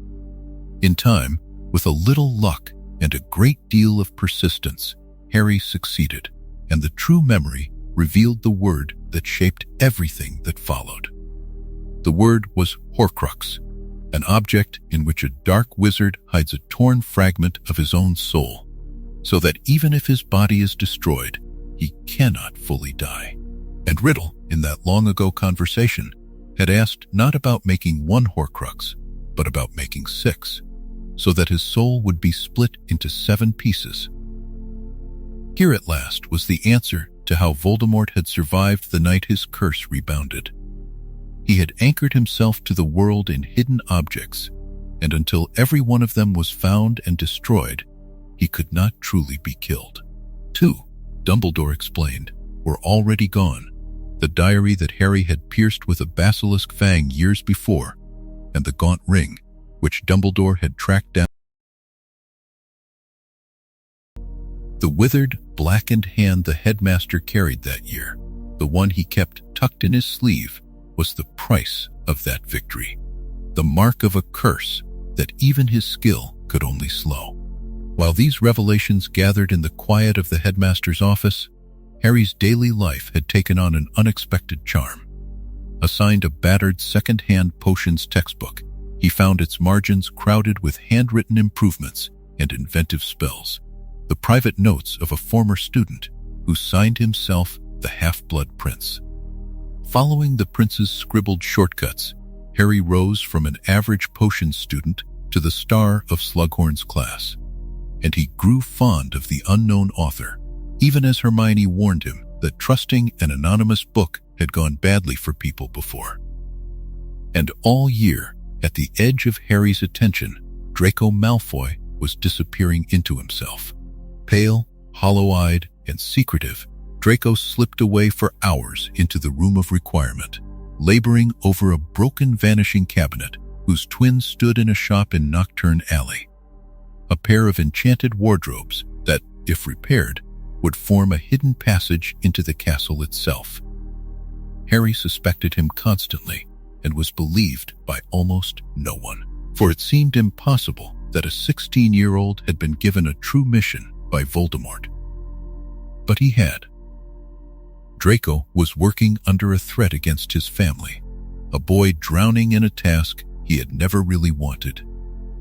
Late in the spring, Dumbledore came to Harry with news that he had found another Horcrux, and the two of them left the castle together. Their journey ended at a dark cave on the coast, and inside it lay a vast black lake beneath a ceiling lost in shadow, with a faint green light glowing on an island at its center. Beneath the surface of that water drifted the Inferi, the preserved bodies of the dead, enchanted long ago to guard this place, and they lay in the depths like sleepers, undisturbed so long as no one touched the water. A small hidden boat carried the old wizard and the boy across, and on the island they found a stone basin filled with an emerald potion, and beneath the potion, a locket. The potion could not be vanished or poured away. It had to be drunk, and Dumbledore drank it, all of it, weakening with every draught, while Harry kept his promise to make him finish. When it was over, Harry drew water from the lake to revive him. The dead began to rise, and Dumbledore, spent as he was, summoned a ring of fire that drove them back into the depths. They took the locket and flew home under a clear night of stars. They returned to a castle already breached. Draco's cabinet had worked at last, Death Eaters were inside Hogwarts, and above the astronomy tower burned the Dark Mark.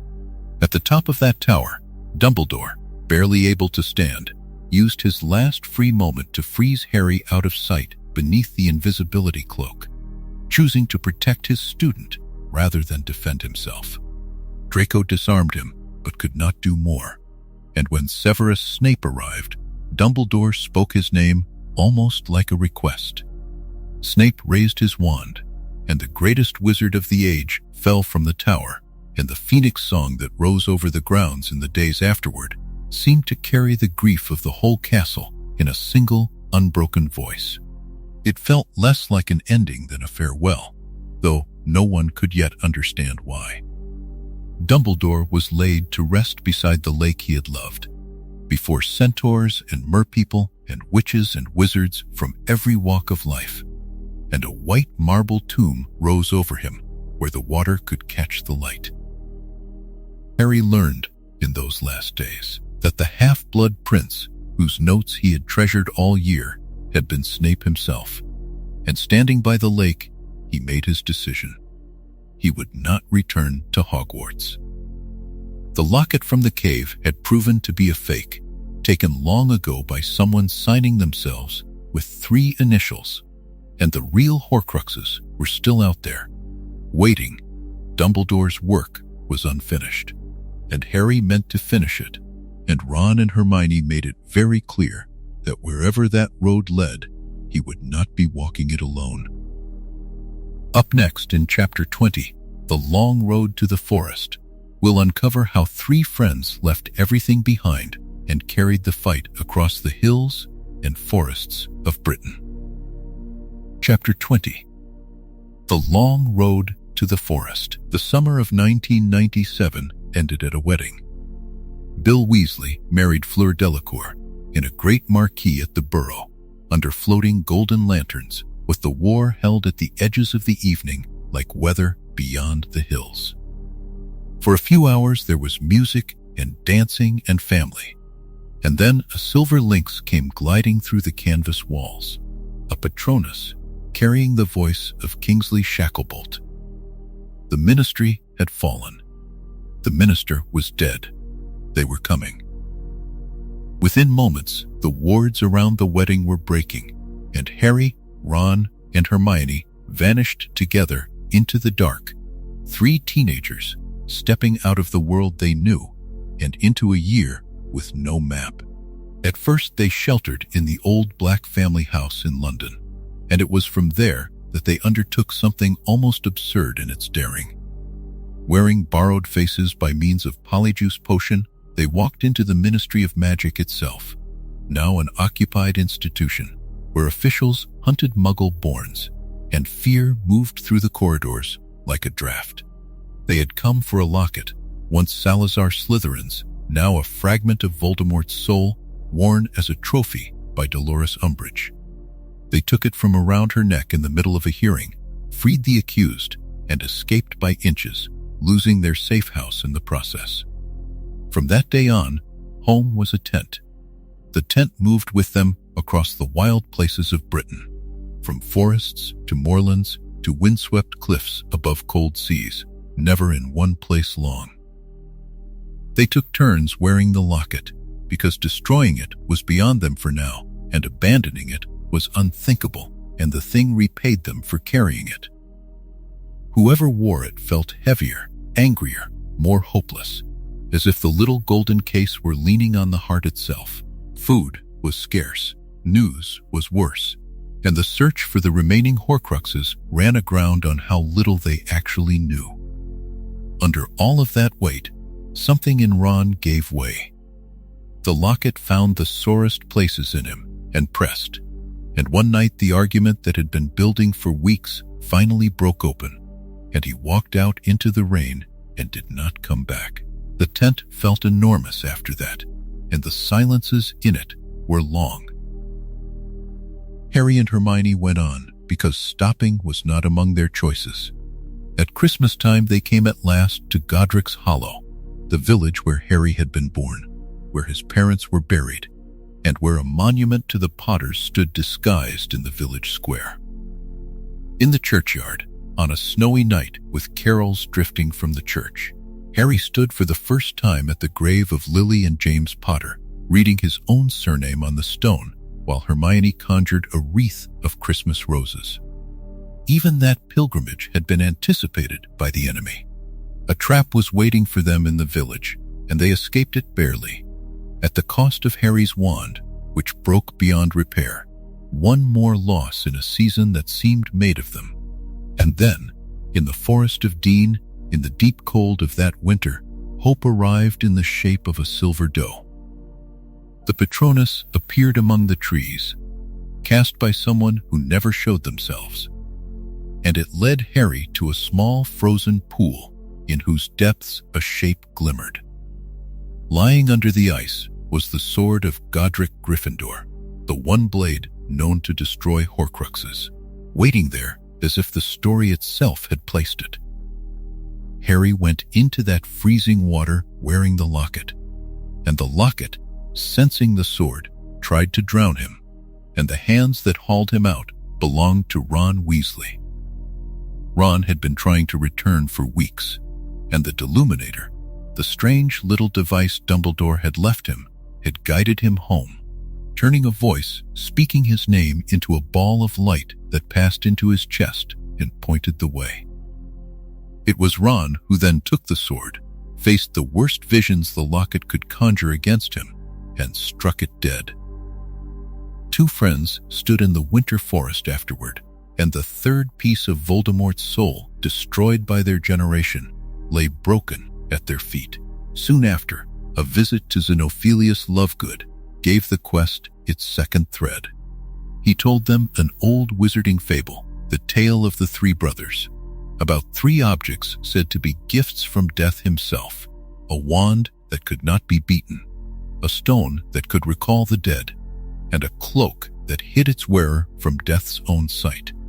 Most wizards heard it as a bedtime story, but Harry came to understand that the Deathly Hallows were real, that his own inherited invisibility cloak was one of them, and that Voldemort, ignorant of the other two, was hunting the Elder Wand across Europe, chasing unbeatable power, while Harry chose to keep faith with the slower work of destroying Horcruxes. The road then turned cruel. A slip of the tongue summoned Snatchers, and the three of them were dragged to Malfoy Manor, where Hermione was tortured on the drawing room floor while Harry and Ron listened from a cellar below, helpless, until help came from the most faithful heart in the story. Dobby the house elf, whom Harry had freed years before, appeared in that cellar and carried the prisoners away, group by group. And in the last instant of the last escape, a knife thrown by Bellatrix Lestrange followed them through space. They landed on the beach at Shell Cottage, and Dobby died in Harry's arms, under a sky full of stars he had just won the freedom to look at. Harry buried him by hand, without magic, digging the grave himself in the dune grass as the sun rose, and marked the stone with words naming Dobby a free elf. Of all the graves in this long story, that small one may be the most honestly earned. From Shell Cottage came the maddest venture of all. With the reluctant help of a goblin, disguised and desperate, they broke into Gringotts Bank, reached the deep vault of Bellatrix Lestrange, and seized the golden cup of Helga Hufflepuff, another Horcrux, from among treasures enchanted to burn and multiply at a touch. Cornered, they escaped on the back of the half-blind dragon that guarded the lower vaults, riding it up through the shattering marble halls and out into the open sky, 3 small figures on a pale monster flying north over Britain. North was the right direction, because everything now bent toward Hogwarts, through the village of Hogsmeade, under curfew and alarm, into the keeping of Aberforth Dumbledore, and along a hidden tunnel behind a portrait, Harry, Ron, and Hermione walked at last into the Room of Requirement, where Neville Longbottom and a battered, unbroken resistance of students had been waiting all year for exactly this arrival. The long road had led home, and the castle was about to make its stand.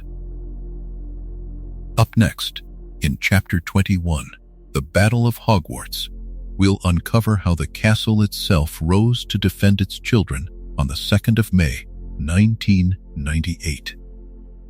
Chapter 21, The Battle of Hogwarts.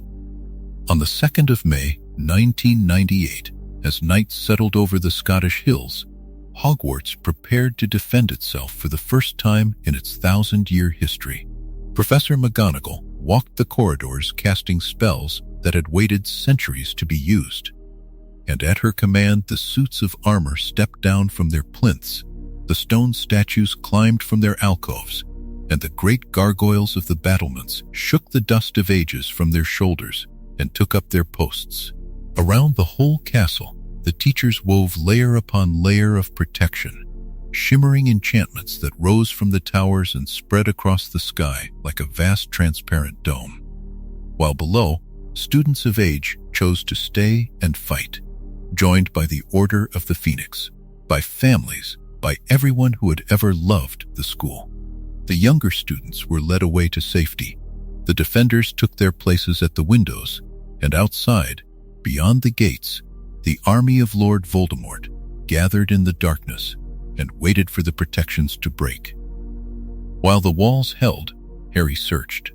He had come to the castle hunting a fragment of Voldemort's soul, one of the last Horcruxes, and the trail led him at last to the Room of Requirement, that impossible chamber that becomes whatever is needed, where centuries of hidden things lay piled in mountains of forgotten objects. There, resting on a bust atop an old cupboard, sat the lost diadem of Rowena Ravenclaw, vanished 1,000 years before, now heavy with the darkness Voldemort had placed inside it. The diadem was destroyed in that same room, consumed by a cursed fire set loose by one of Harry's pursuers, a fire so hungry that it devoured the mountains of lost things and the Horcrux with them, while Harry and his friends escaped on broomsticks, carrying even one of their enemies to safety. And while this happened, Ron and Hermione had gone down into the Chamber of Secrets, opened by a memory of the language of serpents, where the skeleton of the ancient basilisk lay waiting, and with one of its fangs, Hermione pierced the golden cup of Helga Hufflepuff, and another piece of Voldemort's soul went out of the world. In the midst of the fighting, Harry witnessed the fall of Severus Snape, struck down by Voldemort himself, who believed, wrongly, that killing Snape would pass the allegiance of a certain wand to him. In his last moments, Snape gave Harry his memories, and in Dumbledore's old office, Harry finally learned the truth hidden through 7 years of bitterness. Snape had loved Lily Potter since childhood. Everything he had done since her death, every risk, every deception, every year spent as a spy inside Voldemort's own circle, had been done for her memory and for her son. When Dumbledore had once asked him whether, after all this time, he still cared for her, Snape had answered that he always would, and had cast his Patronus, a silver doe, the same form that Lily's had taken, still shining after all those years. And within those memories lay one more truth, the hardest of all. A piece of Voldemort's soul lived inside Harry himself, lodged there on the night his mother died. And for Voldemort to become mortal, Harry would have to let Voldemort kill him. Harry accepted this without protest, and he told no one. He walked out of the castle under his invisibility cloak, past the wounded and the grieving, and into the Forbidden Forest. And on the way he understood the last gift Dumbledore had left him. Inside the golden snitch he had inherited, the one that opened only at the close, lay the resurrection stone, and when Harry turned it over in his hand, they came to him, his mother, his father, Sirius and Remus, not ghosts and not quite memories, but presences, walking beside him through the trees, telling him that dying was easier than falling asleep, that they had never left him, that they would stay with him until the end. He let the stone fall from his fingers somewhere among the roots, stepped into the clearing where Voldemort waited, and did not raise his wand. The green light came, and Harry Potter fell. He woke, or seemed to wake, in a place of white mist and warm light that took the shape of King's Cross Station, clean and empty and peaceful. Dumbledore was there, and they talked for a long while about wands and souls and choices. The killing curse had destroyed not Harry, but the fragment of Voldemort that had lived inside him, because Voldemort had taken Harry's blood into his own body and, without understanding it, had tethered Harry to life. Harry was offered a choice, to go on to whatever came next, or to return to the battle and finish what remained. He chose to go back. He lay motionless on the forest floor, while Narcissa Malfoy was sent to confirm his death, and she leaned close, felt the heartbeat under her fingers, and asked in the faintest whisper whether her son was alive inside the castle. When Harry breathed that he was, she rose and announced to Voldemort that the boy was dead. Her lie, told for love of her child, carried Harry back to Hogwarts in the arms of Hagrid, presented as a trophy before the defenders.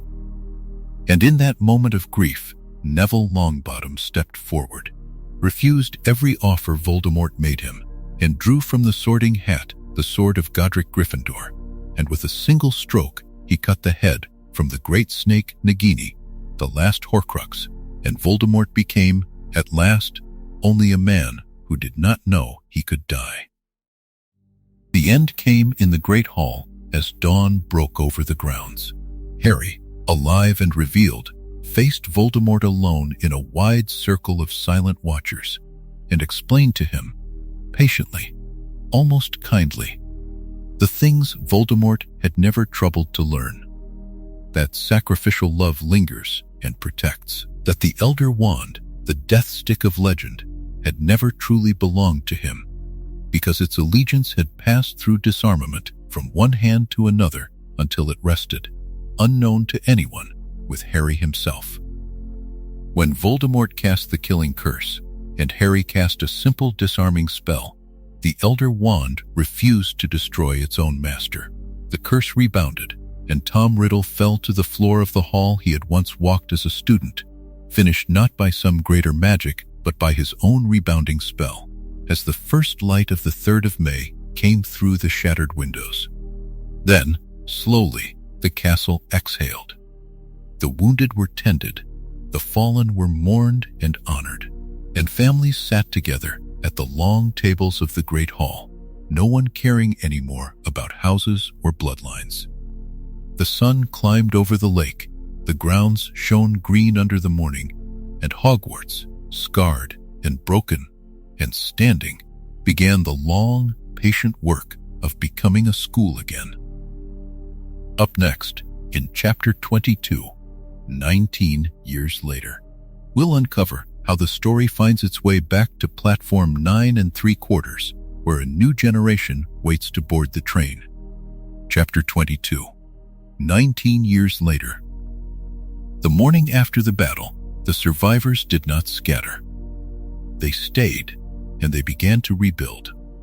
Stone by stone, the castle was mended, its broken towers raised again, its shattered windows reglazed, its scorched corridors repaired by the same hands that had defended them, until Hogwarts stood whole once more upon its cliff above the lake, carrying its scars as part of the story rather than the end of it. The school reopened, as everyone had known in their hearts it would, and the following September, the Hogwarts Express pulled out of King's Cross on schedule, filled with students. Some of them returning to finish interrupted educations, some of them arriving for the first time to a place they had only heard about in whispers, a castle that had been fought for and won. The wizarding world itself was rebuilt with the same patience. Kingsley Shacklebolt, the steady Auror who had guarded Muggle ministers and fought in both wars, was named Minister for Magic, and under his leadership, the ministry was cleaned from top to bottom. The laws that had persecuted Muggle-born witches and wizards were struck away. The dementors were removed from Azkaban forever. The old corruption that had let darkness flourish twice in living memory was dug out at the root, and many of those who did the digging were remarkably young, because Kingsley invited the survivors of Dumbledore's army to help remake the world they had saved. Harry and Ron joined the Auror office and set about hunting down the scattered remnants of the Death Eaters. And in time, Harry rose to lead that office, the youngest head it had ever had.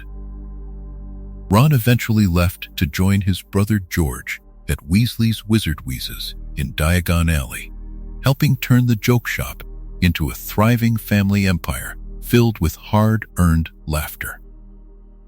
Hermione went to the Department for the Regulation and Control of Magical Creatures, where she transformed the lives of house elves and other beings the old laws had ignored, and then rose high in the Department of Magical Law Enforcement, rewriting the rules of her world. And life, ordinary and extraordinary at once, went on. Harry married Ginny Weasley, who spent years as a celebrated chaser for the Holyhead Harpies before becoming the senior Quidditch correspondent for the Daily Prophet, and together they had 3 children, James Sirius, Albus Severus, and Lily Luna, each name a thread tied back to someone loved and lost. Ron and Hermione married as well, and had 2 children of their own, Rose and Hugo. Neville Longbottom, the boy who had once been afraid of his own shadow and had ended the war by destroying the final Horcrux, returned to Hogwarts as its professor of herbology, beloved by a generation of students who could scarcely believe the stories told about him. And Teddy Lupin, the orphaned son of Remus and Tonks, grew up surrounded by more love than fate had seemed willing to allow him, raised by his grandmother Andromeda, and folded completely into the Potter and Weasley families, where his godfather Harry made certain that, unlike himself, Teddy would never once wonder whether he belonged. 19 years passed in this way, year folding into peaceful year, and then came the 1st of September, 2017, a crisp autumn morning at King's Cross Station in London. Through the barrier between platforms 9 and 10, onto platform 9 3/4 came Harry and Ginny Potter with their 3 children, pushing trolleys stacked with trunks and owl cages through billowing clouds of white steam from the scarlet engine of the Hogwarts Express. James, the eldest, was already a Hogwarts student, worldly and teasing, delighted to torment his younger brother with stories about Slytherin. Lily, the youngest, was 2 years from her own first journey and aching with impatience for it. And Albus Severus, boarding the train for the very first time, walked beside his father, carrying a worry too heavy for an 11-year-old. The fear that the Sorting Hat might place him in Slytherin, the house of the old stories, the house of the enemy. Out of the drifting steam came Ron and Hermione with Rose and Hugo, and there were greetings and jokes about parking the car. And somewhere along the platform, Teddy Lupin, now grown, had been spotted saying a very fond farewell to Victoire Weasley, news that James delivered with tremendous relish. A little way down the platform, through a gap in the vapor, stood Draco Malfoy with his wife and his son Scorpius, his hairline receding, his manner subdued, and when his eyes met Harry's, there was no warmth between the two men, but there was a nod, brief and civil. An acknowledgement between old enemies that the war was long over and their children were about to ride the same train. When the moment of parting came, Harry crouched down so that his son's face was level with his own, and he answered the fear that Albus had finally confessed. He told him about the 2 men whose names he carried, one a headmaster of Gryffindor and one a headmaster who had come from Slytherin, and he told him that the Slytherin among them had been the bravest man he had ever known. He told him that the Sorting Hat listens, that it had once weighed Harry himself and honored what he asked of it, and that whichever house received Albus Severus Potter would be lucky to have him. The worry did not vanish entirely. Worries never do, but it loosened its grip, and the boy climbed aboard with the beginnings of courage where the fear had been. Doors slammed along the length of the train. Faces crowded the windows, and hands waved, and the great scarlet engine gathered itself and pulled away, its plume of steam trailing back over the platform as it curved out of the station and out of sight, carrying a new generation toward the castle on the cliff, toward the moving staircases and the floating candles and the lake that holds more than water, toward all the wonders the founders raised on that hilltop more than 1,000 years before. Harry stood watching until the last carriage disappeared, his hand resting without thinking on the old lightning-shaped scar upon his forehead. It had not pained him in 19 years. The link that once bound him to the darkest wizard of the age was gone, burned away in the moment Voldemort fell. And what remained was only a mark, a line on the skin, a memory that no longer had any power to hurt. All was well. The boy from the cupboard under the stairs had become a man on a crowded platform, surrounded by family, watching his children ride toward the same magic that had once saved him. The long timeline that began with 4 friends on a hilltop had arrived. At last, at rest. And that is where we will leave it, with the steam thinning over the empty rails and the morning settling back into its unhurried rhythm. Because every story, even one 1,000 years long, deserves to end in peace. And so our long walk through the timeline comes to its gentle close. 4 friends on a hilltop, raising a castle out of a stretch of Scottish moorland, a quarrel in a quiet hall, and a chamber sealed beneath the floor. Centuries folding quietly into centuries, a statute of secrecy drawn to keep 2 worlds apart. A brilliant young man and a brilliant dark wizard, friends once, then rivals, then finally opponents beneath a summer sky. A lonely boy in an orphanage, learning that his name was Voldemort, a war fought in shadows, and then a single Halloween night in a small village, and a boy who lived when no one thought he could. A cupboard under the stairs. A letter delivered again and again until it could not be denied. A castle full of wonders, staircases that moved, and portraits that spoke, and a lake that held more than water. A chamber reopened, a godfather wrongly accused, a tournament that turned to tragedy, a graveyard where an old enemy returned. a ministry that looked away, a secret army that would not stop learning, a tower where a great wizard chose his own ending. A long road across a cold and watchful Britain, tense in the dark, a locket heavy around a tired neck, and at the end of it all, a battle fought through one long night, a castle standing scarred but standing still, and a peace that, however hard won, held, from a hidden hilltop to a hidden platform, from isolation to belonging, from fear to quiet courage. This has always been a story about coming home. Whatever door you walked through to find this tale, whatever night led you here to listen, the castle has kept a place for you too, somewhere in its moving staircases and its warm, flickering torchlight. Rest now. The story has been told again, and it will be told again after this. Patient as a lake beneath the mist, patient as a castle waiting for the next September to arrive. Let the timeline settle around you like a heavy blanket, and let every date and every name blur softly together into nothing but warmth and rest. You do not need to remember any of it right now. You only need to let go. Good night. What did you think of this journey? I'd love to hear your thoughts in the comments below. If this changed your perspective or taught you something new, consider subscribing for more mind-expanding content. And if you know someone who would find this as fascinating as you did, share it with them. These are the kind of conversations that matter.